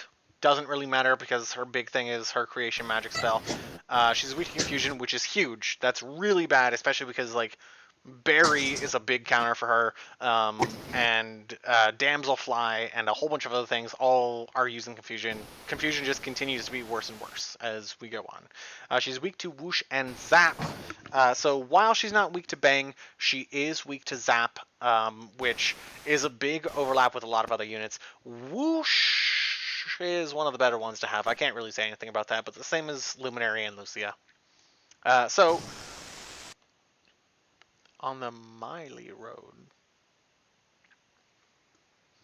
Let me see here. Shift Control T. Damn it. Oh well. I'm gonna look real quick and see if there's like a Miley Road and a My E Girl. See if there's a road for My E Girl and one for Fuser as well. If it's there we go. There's Luminary and Lucia. Are they both on the same battle road? Okay, so it's just My E Girl's road. So they're on the same one if you pull both of them. They're free 130s. For orbs and everything else. Trop, overall, how do you feel about this guy? I will also mention her equipment. You are able to roll extra sleep percentage on Fairy Light. So you can get that above 50%. I think at Rainbow Roll, it's like an extra 6% chance for sleep. So you can actually get that one above 50% for guaranteed sleep with some damage on top of it. But Trop, how do you feel about this kit? How do you feel about this unit altogether? That's a good question, and one thing I guess to keep in mind, how do I say this? Because a lot of the units that they're releasing are increasingly more powerful. This is also another one of those really powerful units, and the leadership's really good. Uh, with my specific build, and as a fish, whatever, I can't really utilize this. Uh, so I don't think I would go for it. But look at that leadership. Like I remember asking at some point, I'm like, "Are you going hard on this?" But I don't think you said you were because you didn't care that much about the leadership. But I'm like, this is a lot of potency. And that's the thing, is like they gave the best leadership skill to a unit that's like full destined for power creep. Like everything in this kit is destined for power creep. That's Yeah. personally how I feel. It's going to be a very powerful unit when it comes out and for months afterward. But like whoosh, we're getting better whoosh units. Zap is becoming more increasingly common. The units that you'd want to pair this with usually are weak to confuse anyway, or just like confusing her is very easy. Her stats are all right. She's got, if she was a pure spell unit and that attack was lower and we increased that whiz and like we had totally cold blade and it did something a little bit better and like there was a little bit more status or something, I'd look more at her. Hmm. But I think I'm going to be skipping just because like she's not evergreen enough for me to pull on. Now, of course, other people will have different opinions. Nib has already said taking it straight to Max Awake because he wants a Diamond Slime counter. He missed out on Dragonoid, and he missed out on a lot of other units that are big Diamond Slime counters. So when he came back, he was like, "Hey, I need something to counter Diamond Slime. I'm going on." That's not my impression. That's just I don't know Nib like that. I don't know Nib to do enough to do impressions. But like he was like, yeah, I'm going for Ann Lucia because, like, creation magic, it'll really help me take on Diamond Slime. So I think if you're having a lot of problems with Diamond Slime and you've got a lot of, like, mystery spell units and you're trying to, like, put something together here, it's kind of something that you can really push for and push together, and, like, it's something that you can do, but if you've been, like, a day one player, you've been consistent, you can expect to see this power creep. I think is the big thing. So long as you're okay with the power creep on this coming sooner than on other units, I think it'll be fine. Pull on this unit, enjoy it for its era and its time. Her staff, her weapon is a staff. You can roll extra sleep percent. You can also roll extra damage from creation magic. She also does get attack and wisdom buffs on odd turns. And on turn 3, she has 4 move. It's like Corvus. I've been using my Corvus a lot. It's a lot of fun to have 4 move on turn 3, and it makes for a really versatile unit. But her kit is basically just damage. That's it. I think I'll close off on Ann Lucia with just that. Yeah. Or else I'm just going to keep rambling here for a little while. Our banner A for both of those banners, both the Luminary and the Evil version, is going to be Dark Persian. So we're going to put this guy to Awakening 5, as we do with most of our A's, because it's a beast, we're going to be going to Awakening 40. So if you look at that agility, that's really high agility. Like, this boy is fast. HP is alright, and that's to be expected on a unit, especially an A mage. It's a little bit lower than usual, a little bit on the low side, but he is very fast, which is very good. Wisdom is nice and high, 400s. And you get bang type spell potency plus 10%. That's fine. Now, as we look at this kit, this is going to be our only source for bang force. So if you're looking for extra bang damage, if you're looking for DR from bang, if you're looking for a whole bunch of different things, you can put claws on this cat and let him bang force your units so he can kind of do more stuff. Veronica's new best friend? Sure. Dimdra's new best friend? Sure. Fallen Angel Corvus's new best friend? Sure. Zaro's new best friend? People who are weak to bang, people who you want to soak bang on, people who you want to do extra bang damage. This is a very versatile unit.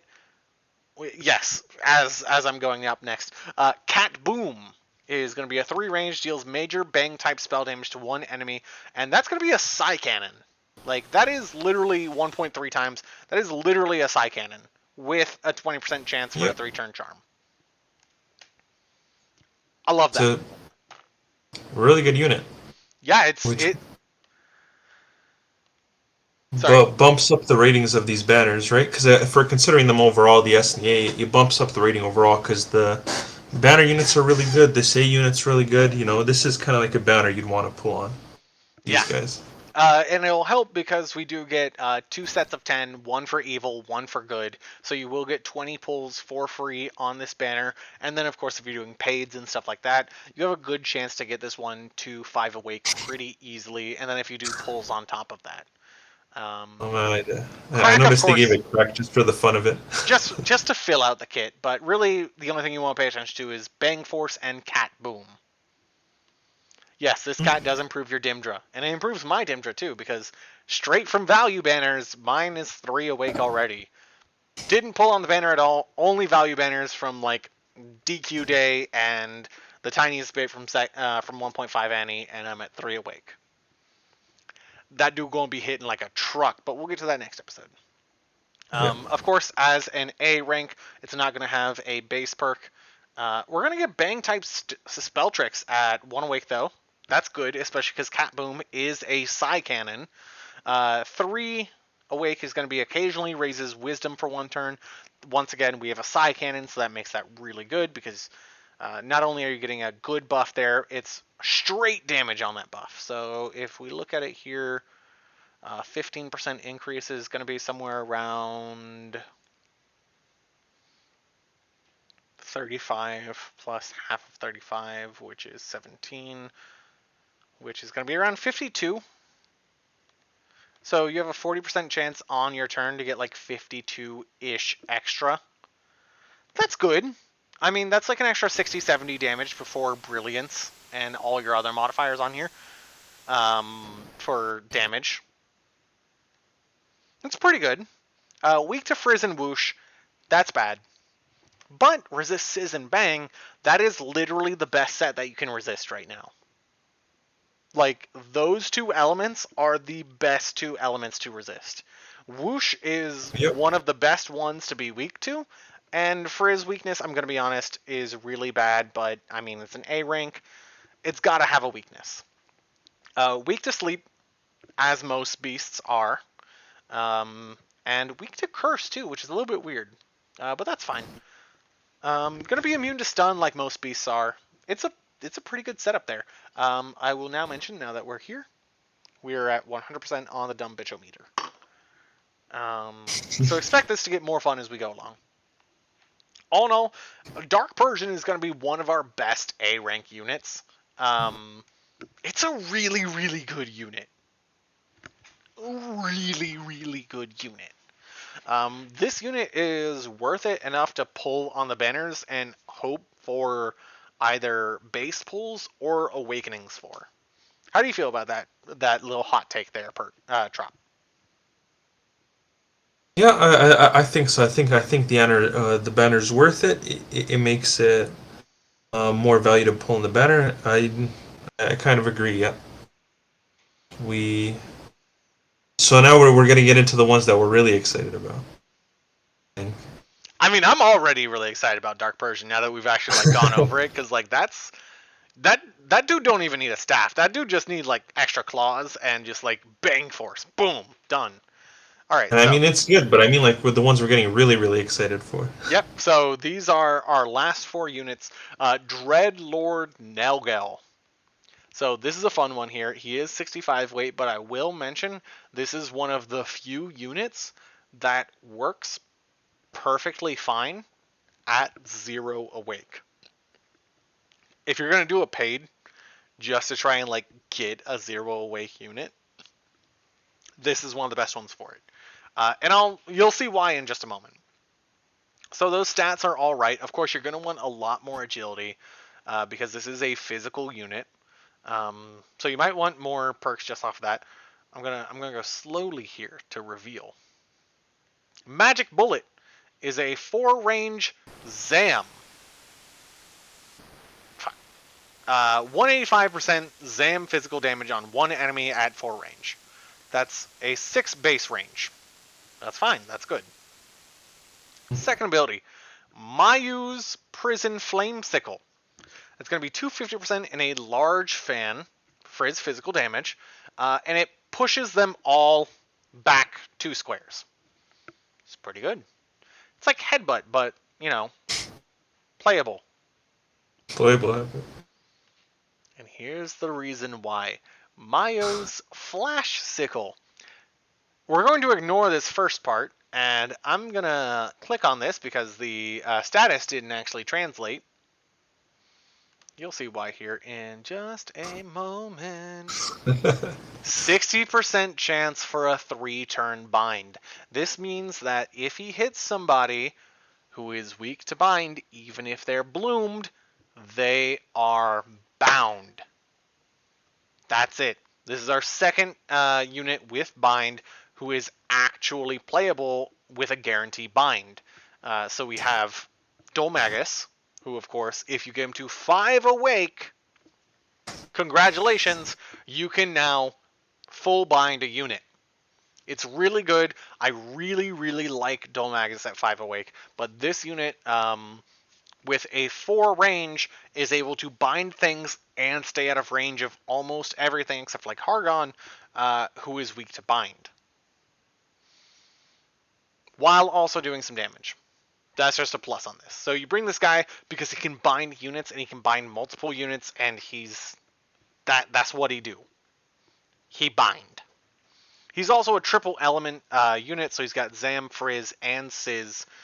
So he's always going to be playable. Because worst case scenario, they're they're resistant to Frizz and Sizz, you can use them. They're resistant to Frizz and Zam, you can use Sizz. They're resistant to Frizz, I think that's all the combinations. Sizz and Zam, but we never usually Sizz and see Zam, it. you can use Frizz. And on top of that, his 2 A rank abilities both have additional effects. He can either butt things back 2 squares, which if you're using it tactically, can be very, very good, such as punching things back into evil squares, back into back into bad terrains, or just making it so that things that are just out of range of other things. And then Mayu's Flash Sickle, of course, is you get that bind. It's really good.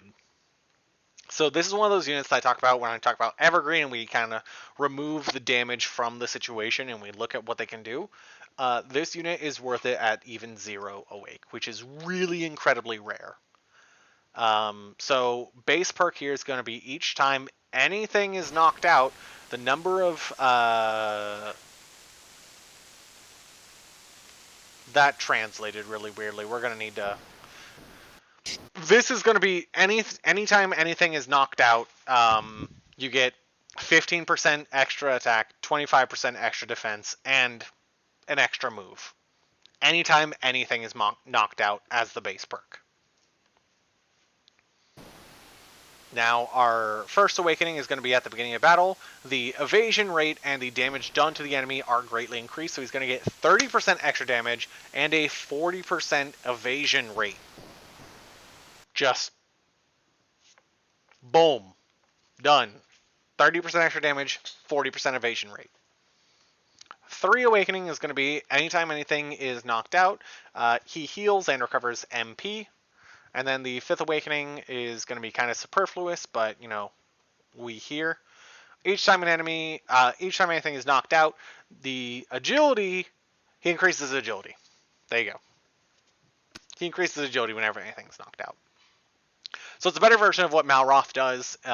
Anytime anything's knocked out, he gets a whole bunch of extra stats. So I'll do the real quick Awakening 1, Awakening 3, and Awakening 5, just And for you guys to see.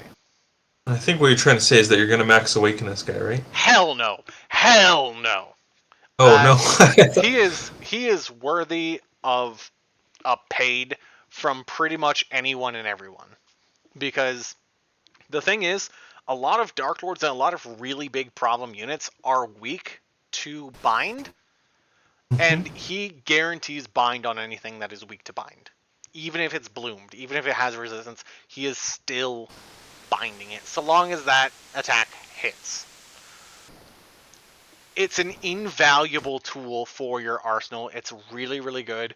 It's good enough that I'm going to throw a paid at it.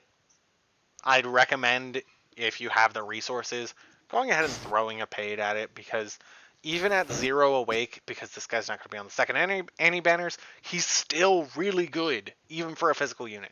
Of course, he is weak to crack and bang, and he resists whoosh and zam. Yes, one of those high skill cap units. Unfortunately, that you'll have to skip it. That's going to be a lot of people. A lot of people are going to skip this unit. They're going to look at it and be like, but like CGM and you know, and Lucia are coming, so where's this guy fit? He fits because he's really good at 0 awake, and then on top of that, as you get value banner awakenings from him, he gets better. And he is a really high skill cap unit. This is a unit that you would use pretty much solely for arena, and only if you really know what you're doing. I'm gonna be real with you. Okay, so you'd kind of just take him to 1 awakening, or Yeah, that's what you'll probably You do. can take him to 1, and he'll be great. And you have to really know the matchup for him. Sleep and Poison weakness, so of course Malroth loves that. Weak to Crack and Bang, of course Veronica loves that, and Santa Elena, and a whole bunch of other different things. But he opens up a lot of plays for you. That's what he does. Is this unit opens up so many different plays and so many ways to take on so many different units, even if you manage to pull them from a free-to-play perspective, because as a physical unit, even at 0 or 1 awake, he's playable.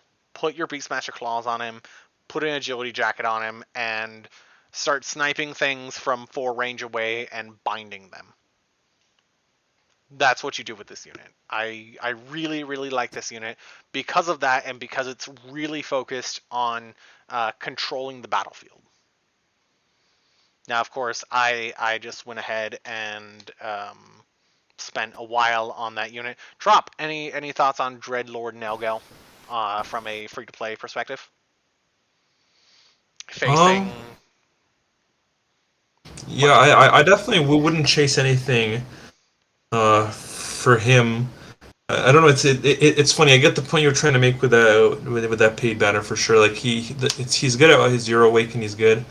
Though if you do chase him with a paid, you are gambling. You'll probably get a Squidzilla most times. But if you want to try, then it's like sure. I think what Meta's trying to say is you don't have to invest much into him for awakening. So if you want to do a paid and get a Hell Gladiator, then you can try for this guy. I think I nailed it, right? I think you pretty much nailed it. That being said, the A rank on this banner is Queen Lunatic. So for those of us who might push that unit, this is another reason to pull on the banner. It's a really good reason because, like, you're closing in towards 1100 HP and 500 agility on a 35 weight unit. And this is a martial unit. Physical, of course, translates to martial here. And physical, so just kind of bear with me. Trust me, that's a martial unit. Because you'll see here, this unit does have 2 move, but it has a 6 range jamming, which is going to have a 40% paralysis chance. Glitter, which is going to be a rhombus. Everything within 2 range gets a up to 60% paralysis. And then engaging shot, which is literally the same thing that Vera has, which is a very good chunk of martial neutral damage that also pulls to 25. This is really good for dealing with things like Diamond Slime and other selflessness tanks, because you can pull them out of covering the units and then just destroy the units they were trying to cover. 2 move. It is 2 move unit for both Queen Lunatic and for the other one. This is a unit that you pre-prep, and once again, it's another high skill level unit. Not for everyone, but for those of us who are trying to really like find niche things that really help in certain situations, this is a good unit. You're going to get extra martial potency. This is the thing that kills me. Awakening 1. When you are knocked out, this ability activates at +0, which is just a 40% chance to paralyze everything within 2 range of it. Similar to a mini Godwin, it's fun to use. Not that you should be letting your units get knocked out in arena, but when we start getting live arena, where it's not based on points, it's based on win or lose, this becomes a lot more playable. Because suddenly, now your opponent has to determine whether or not they want to let this thing approach and start trying to paralyze everything in range, or if they want to destroy it and let it blow up and try to paralyze everything in range. Of course, engaging shot really helps with that too, because engaging shot pulls things closer, and gives you a lot of playability as far as like what you can do to try and push, pull, etc. It does have this, its C rank ability for a 4 range, so 6 range ability. It is resistance to crack and Sizz, which is really good. Third awake is going to be, I don't know why it now says 0.1%. Don't listen to that. It's 5% extra. I don't know what happened. That's hilarious. I don't know what happened. You're gonna have to trust me here. It's 5% extra. You get the awakening so you get a extra 0.1%. You heard it here, Yeah, guys. it's 5% extra. You're gonna have to trust me here. It's 5% extra. So it gets up to 45% or 65%. Unfortunately, our Fifth Awake does not follow the same suit. It's just an extra 5% martial potency. That's the only thing that kills me on this unit. I was really hoping the 5 Awake would be the extra paralysis success rate. It's not. It's martial potency. Yeah. You can't guarantee the paralysis, but you can get really close. Of course, like I said, resist crack and Sizz, weak to whoosh and zam. You're going to be looking at weak to blind and charm, which are basically nothings. This is a unit that kind of just charges in. People will underestimate it when you're talking about live arena and guild versus guild defense, and it's going to end up costing people some points. Hopefully. Hopefully. If you pulled on this unit, hopefully that's what it'll do. Trop. Considering that this is the A rank and it's a really good martial A rank, it's getting close to a Generation 2 like Bloom Renaissance S rank. What are your thoughts on this unit? I don't know, man. I mean, I have the whale now. It's not a bad unit, but the fact that I have to personally rate this banner "Save Your Money" out of 5 makes me not want to chase specifically for this unit. Like it's pretty good, but I don't think like a mess. Surprise reaction. No, it's pretty good. I get it, but I just think there's so much more. If I want to use the Marshall, I'm probably gonna use the whale now. So I don't know. And then this guy, I'm not gonna chase him if I don't accidentally pick him up. Like he's cool and he guarantees buying, but I just don't know. I think this unit is, if you're I think whaling Shark I nailed it. if you're whaling anyway, go for it. Enjoy. I don't think we'll see a lot of these at Awakening 5. I think we might, maybe, probably won't see it unless it's Awakening 5. I'm going to be honest. There's a lot more Awakening 5 units. It's the type of unit that I wish was on a better banner, so like I could pull for it, but it's one that we likely won't see at Awakening 5. But if you do go for Awakening 5 on this unit, if you get lucky and you go for an extra ticket and everything else, Dreadlord Nelgel is worth pulling to 0 or 1, just because Bind opens up a lot of different things for you. I'm going to rate this one like a solid 3 out of 5. It's a good banner. There's a lot of value in this banner. It's not going to be part of the value banners on second anniversary, but even then, these units are kind of starting to lean towards evergreen. If you don't have a bind option, I might recommend just giving it a shot. Maybe a couple of gems, maybe if you've got a ton of gems, maybe, and just trying to go for 0 or 1, and then putting something like Beastmaster Claws on it. Our last banner now. So let's do the A rank first, and we'll save the big boy for last. How's that sound, Yeah, Trump? let's save the best for last. Yeah. So let's look at Dark Brownie here. The Japanese name was originally Black Chuck. Thank you, voice or voix, for changing that, and hopefully we get a different thing besides Black Chuck, because that doesn't sound right. um, has a good amount of HP. Who beat that? Aogetsu. I'm assuming that's Tengetsu. What's up? Yep. Has a oh god, that agility is god awful. 3 move though, and a good amount of attack.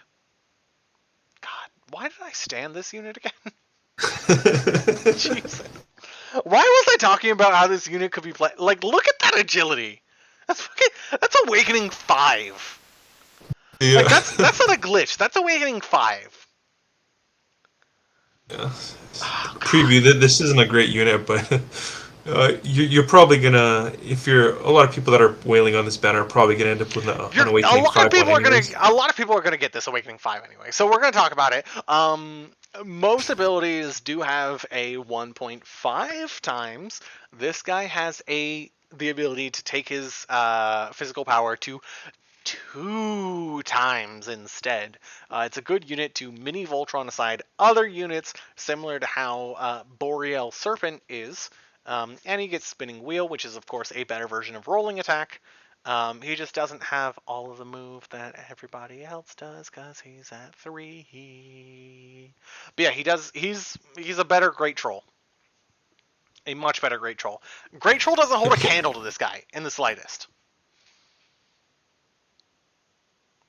I'm slightly salty now that I'm looking at his stats at like why I thought this unit was going to be like really good. I thought his agility was higher. Or you're gonna Voltron him up just to miss. It's gonna be Honestly, yeah, you're gonna Voltron him up and you're gonna like take him up to like 700 attack and do everything, and then you just miss 0.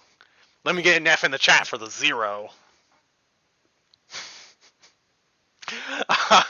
So Awakening 1 is going to be move +1. Awakening 3 is going to be occasionally you get a damage barrier. Awakening 5 is going to be rarely you get an attack boost. You're right, Tengetsu. Jamrus does do well with this unit because Jamrus is able to pull units in and then Kerchunk on turn 2 for a god fucking awful amount of damage.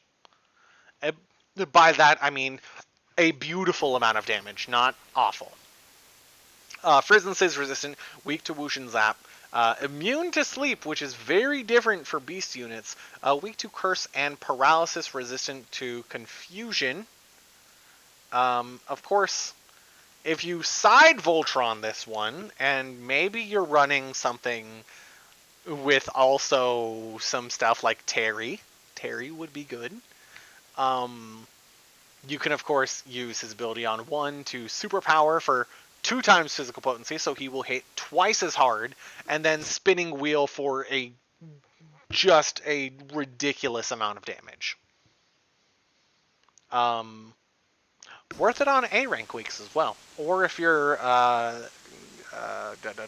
doing PvE and maybe you need to restrict your weight a little bit. But yeah, I like this unit. I think he's fun. Of course, Duran, who is a bad banner coming in the next event after this one has a better version of this coming as well. Yes, he does have a very high attack. Has a better version of this unit. But we'll get to that one in a few weeks when we get to that episode. Trop, any Yeah. final comments on Dark Brownie Black Chuck before we? Like I think he's fine. What I'm personally gonna do, like if I get lucky on the shop tickets, then I might get one. But because I don't really like the A rank, and because I just got to 150 rainbow tokens, I'm probably just gonna claim this guy with my rainbow tickets, so I probably won't even get this A rank. But it's for most people that'll just be going to 45k or whatever. They're gonna probably it's enough to get this guy 5 awaken and Trop, you're gonna skip pulling on Creator God Metascalra, our final unit here. uh, no, I'm gonna S ticket him. He's gonna be forced to meet me without pulling Oh on Lord. the banner. So let's take a look here. Oh boy, we Of saved the course, best for last here. that's a ridiculous amount of HP. This is a breath unit. Okay, Good yeah, amount let's of do awakening one agility. first. Yeah, because The only that's where thing we most really people. care, the only thing we really care about, of course, for a breath unit is going to be HP and agility. He's got a good amount of agility. He's got a good amount. He's got a lot of HP. Awakening Yeah. 3, it's going to jump up again. This is when he starts getting really good. And then awakening 5. Look at that HP. Look at that agility. He is fast and he is ridiculously tanky. I will also make special note he is a debuff unit. Also being 65 weight and 3 move. So, I'm going to do a slow reveal, kind of like we did with Nelgel. First ability is going to be Torrent of Magical Power. He gets 10% of his MP back. Or, I think it might be 20%. Damn it, now I have to check. I mean, it's good regardless. Even 10% is good. Oh, it doesn't say. This is usable 3 times. It doesn't say that, but it is usable 3 times. And he has breath power times 1.5 for the next turn. So even if he's out of range of something, you can still 1.5 times his next turn. Second ability is Unclean Breath. This is a 200 base breath. That's going to be really, really high. And then it also has a 60% chance to envenom and a 60% chance to confuse. That is a 60% chance for each of them. This is fast berry. This is fast berry. I can't overstate this enough. Yeah. This is fast berry with a ton of HP. And our last one, highest, replacing Draconic Flame, base damage. So for those of you who can't read Japanese, I will translate to English. So this is a 5 hit at 57 each. So this is if you take Berry and you take Dragon Lord's True Form and you put them together, this is the unit that you get. Because that is going to be hitting for 285, if my math is right, it should be. 285 base damage. That replaces Dragon Lord's True Form 265 highest base damage with a 1 to 3, and each of them has a 20% chance to reduce breath resistance by 15%. Yeah. Yeah. This dude is good for PvE, PvP. This dude is good for everything, and because this is our only real good unit with breath resistance down. You're talking about this dude is nigh evergreen. On top of the fact that he can restore MP, double 1.5 times his breathing power, envenom, confusion, all kinds of different things. And he's going to be a debuff unit, so he's going to prioritize a lot of different things while he's actually an AI in the arena too. And even Envenom seems super good nowadays with how much HP they're giving stuff and turns and GVG. You know, even the Envenom's going to add up over time if you Yep. need that extra little bit of damage. Especially if So you do something like you confuse something and it's envenomated, you're getting free damage. That's something like Envenom can also basically drop the rest of HP off of something like Zaro if you paralyze him. First ability, this one needs a lot of translation. I'm sorry. So, translate to English. This is on odd turns, everything within a cross of him, this is allies and enemies, gets 10% extra damage done. At the start of even turns, everything within a cross of him gets agility up. For both allies and enemies.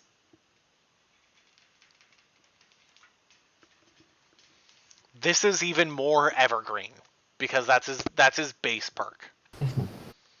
So he has the ability to essentially accelerate your allies, increase their damage, confuse, envenom, reduce breath resistance, all while having a ton of MP, being able to restore his own, and 1.5 times his breathing power. I want to also just quickly. I'll just quickly. Like I didn't mean to interrupt you, Keep but going, keep going. I'll quickly say that this is also I would consider it a tiny bit of a skill cap unit too, because if you read it carefully, this one's not just for allies, and it might be a really, really, really rare scenario. But imagine when you make like the 200 IQ play for some reason to purposely speed up the enemy for some kind of 3-turn strat or something like that. Could be cool. This guy also powers up enemies if they're in range. He gives them agility. Yep. So this is a very interesting unit, very interesting ability.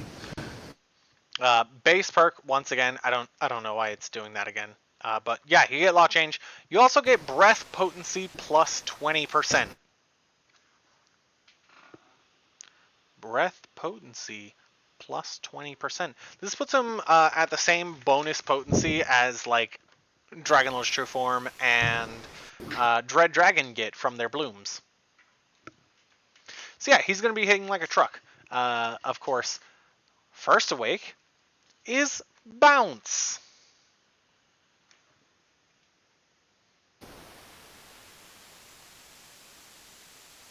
So now we have the ability to increase agility, the ability to increase damage, the ability to reduce breath resistance, envenom, confuse, do a lot of damage while doing so, recover your MP, have a lot of HP and agility, and now bounce on top of that for 3 turns.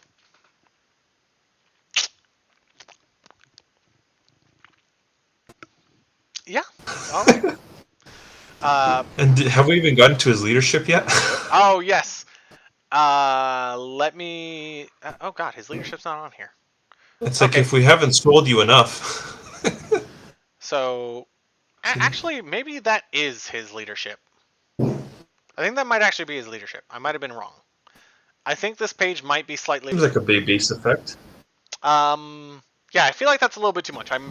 Because that is actually his leadership, too. So, he does his leadership... Thank you for mentioning that, Trop. Thank you. Because I'm tunneling a little bit here. I'm considering how this page is laid out and the fact that we don't actually have a leadership like we did with everybody else, I think that's actually his leadership. So breath potency for everybody in your allies. All of your allies. 20%. Everybody's a dragon. This is your greatest dragon, and everybody's a dragon. Yeah, everybody's a dragon now. Everybody's a dragon, and this is the greatest dragon. Grakos is now a dragon. Jamorous is now a dragon. Damselfly is now still a dragon. Greynarl is still a dragon. Masquerader is a dragon. Everything's a dragon. 3 Awake. This is where the mini whales will pull to.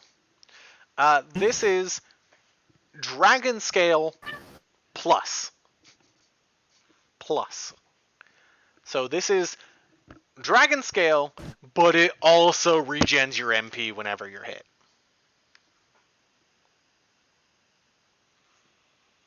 Wow. But it also regens your MP. That seems good. Seems good. It almost makes me want to ticket and pull on him. I And might. shard him. I might. Depending on how my pulls go, I might. And then Awakening 5 is going to be an extra plus 100%, plus 100, not 100%, not 100% HP, which is how we get to that nice 1584 before equipment and before arena buffs. For reference, if I may, I'm going to bring up Dragonlord's True Form, fully bloomed, with the same stuff that we have there. If you all might remember, Dragonlord's True Form has a lot of HP. Full Talent Bloom. Awakening 5. Master Rank 30. I'd like to make a note there. 1536. Congratulations. Your new god is here. And is playable against everyone. There's even more. Yeah. With Dragon Scale. Yeah, wow. Get them into some ridiculous numbers. Yeah. Also 370 agility to 490 base agility. You can put claws on him and he'll just outspeed everyone. And he's a breath unit, so he doesn't even need the extra stuff. If you need Sizz damage, you put his own dagger on him for like 28% extra potency. You need just status? Go ahead. Put claws on him. Why not? Put him up to like 600 something agility. Oh, you can't reach? Oh. Ah. 1.5 times damage next turn. He's very flexible. Has Dragon Scale. Has Bounce. Oh, you had Glacial Doom? Oh, Veronica?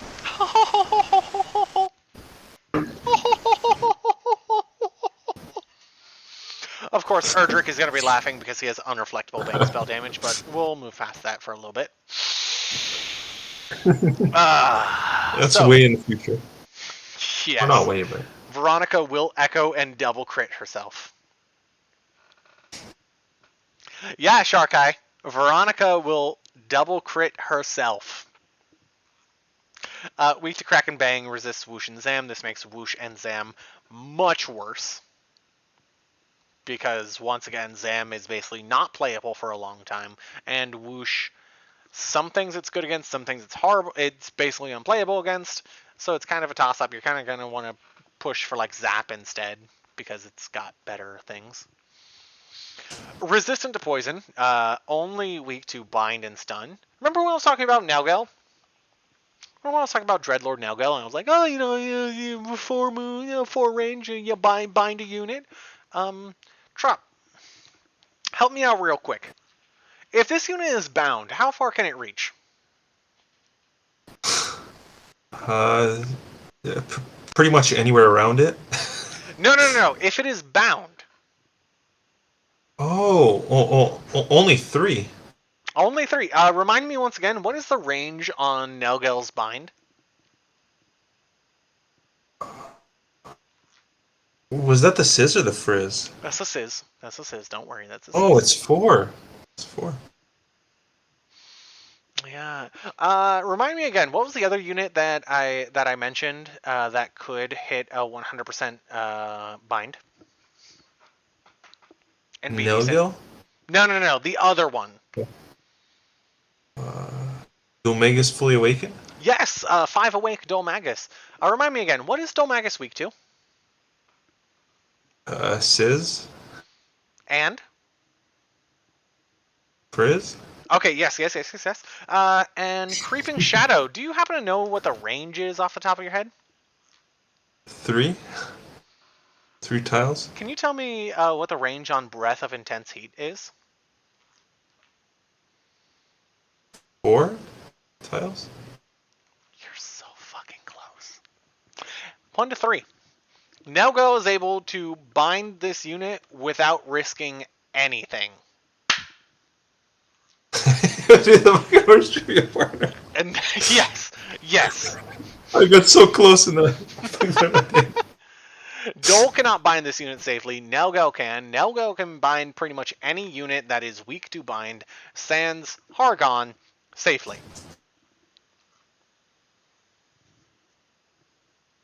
This is why I say things like Nelgel is a relatively good evergreen unit, because they push out stuff like this, where just like something within 3 range is going to be just annihilated if it goes to like status them.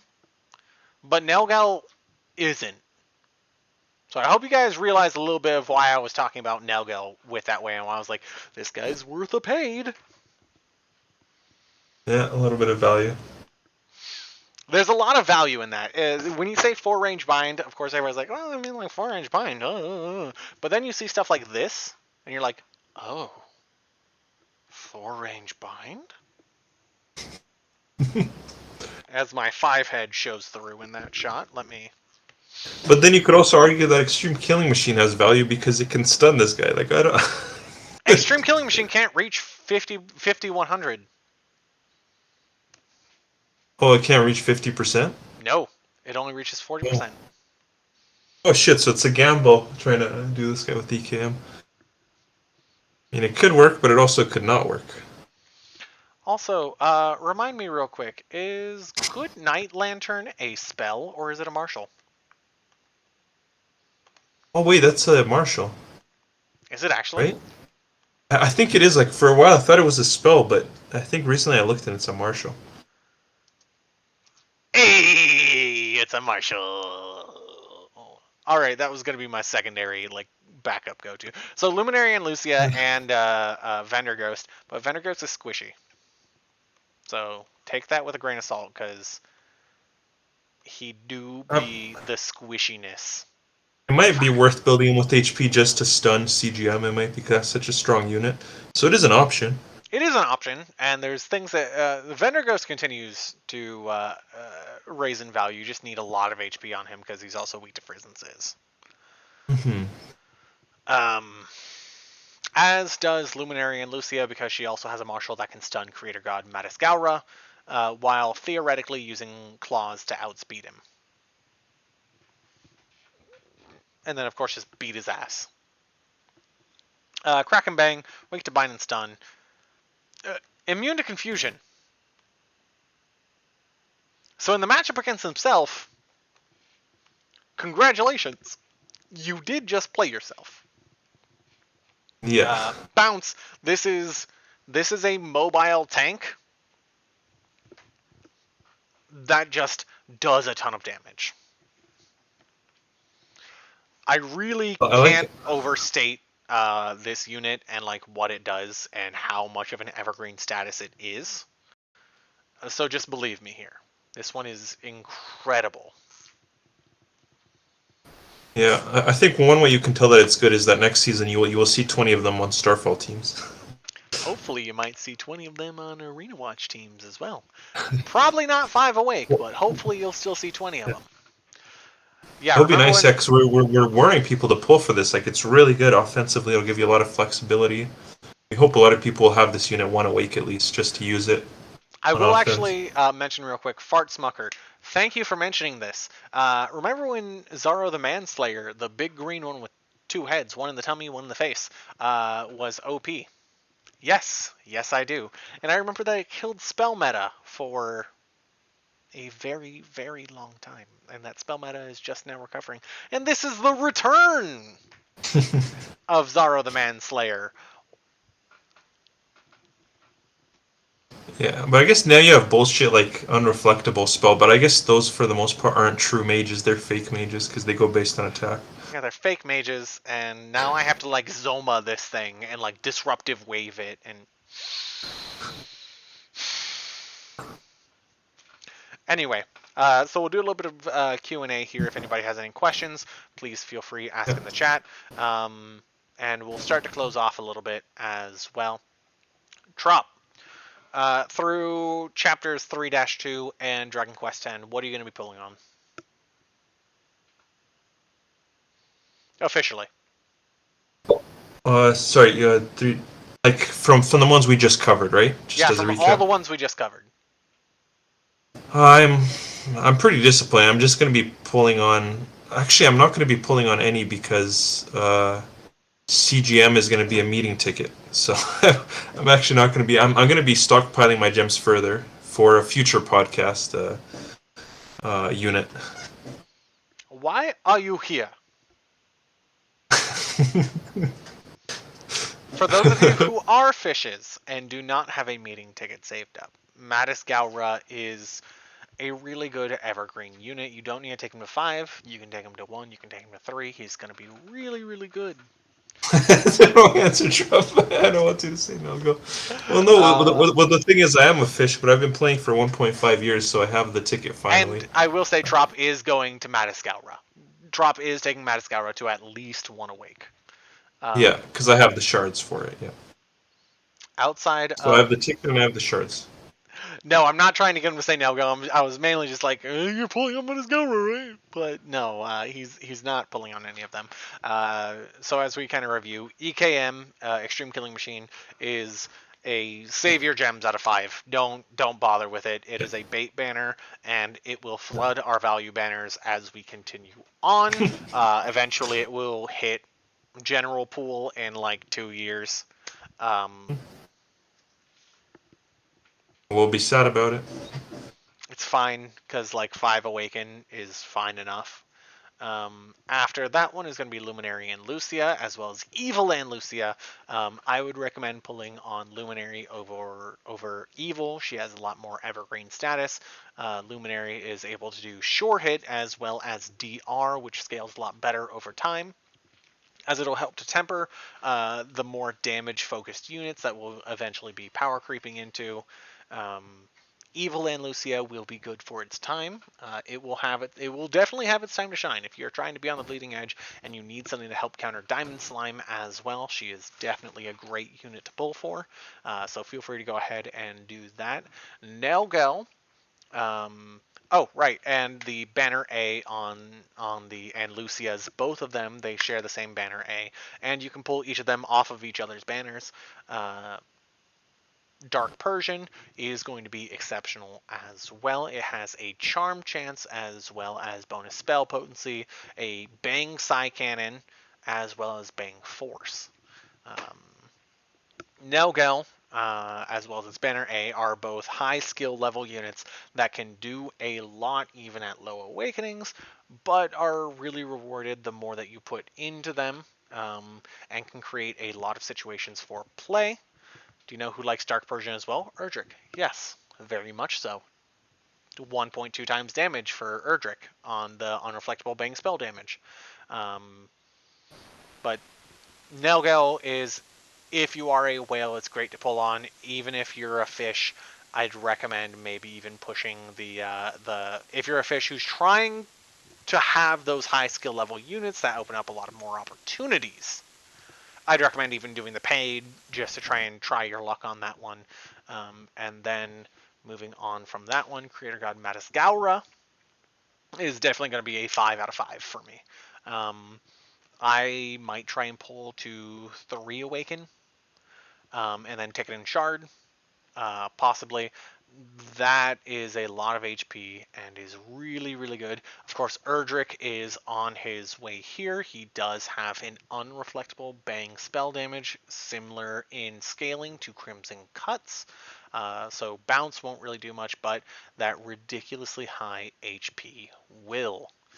He does also have 60% confusion, 60% envenom, as well as the ability to mince through the opponent's breath resistance. Erdrick, of course, does have immunity to status, as we've covered in previous episodes. So take it all with a little bit of a grain of salt. Everything will be good, but Erdrick is going to change the game a lot for us. So stay tuned. We'll talk about that when we get there. Trop, any closing comments? No, I think this went really well. Probably even better, more organized than the first one. The first one was really good too, but only the real OGs that saw it live are gonna ever get to see it. I like the addition of doing the S and the A and rating the banner together. I think that's important too for people who are pulling. Maybe it'll make their decision a bit better. Yeah, I think we covered some really good stuff. I was really happy with this episode, and I'm excited for the next one. I am too. Next Thank you everyone one for tuning in. will hopefully be after we finish our Guild vs. Guild season 3. You'll have Trop, myself, and hopefully Game Vision. We're working with him to try and get him on here. We're going to overview the season, what happened, what we were expecting, what kind of upsets we saw, as well as revisiting those bets and kind of doing a point by point. Marcos, of course, we hope you tune in for our 2.5 episode, that season 3 finale. Outside of that, guys, please do subscribe on Twitch, on YouTube. I'm Metazoa DQT. Of course, Tropical Visions is my guest. You can see him a lot on Twitch. He also does have a YouTube as well. If you've ever wanted to hilariously have some Schadenfreude and watch him try and do PvE content as we mash our 3 brain cells together, um, to try and push through some PvE content. It's kind of hilarious. I'm not going to lie. I even tuned in. I'm not much of a guy who watches streams. Outside of that, thank you so much, everybody, for coming in and joining us. I hope to see you next time. Outside of that, stay golden, and we'll see you in the arena. Have a good night, everyone. And make sure that you have this VOD saved. You know, we don't want to repeat the same as last time. So make sure the VOD is saved. This was a really good episode. Be sad to see it go. If I don't have the VOD saved, everyone who didn't tune in and wants to see it,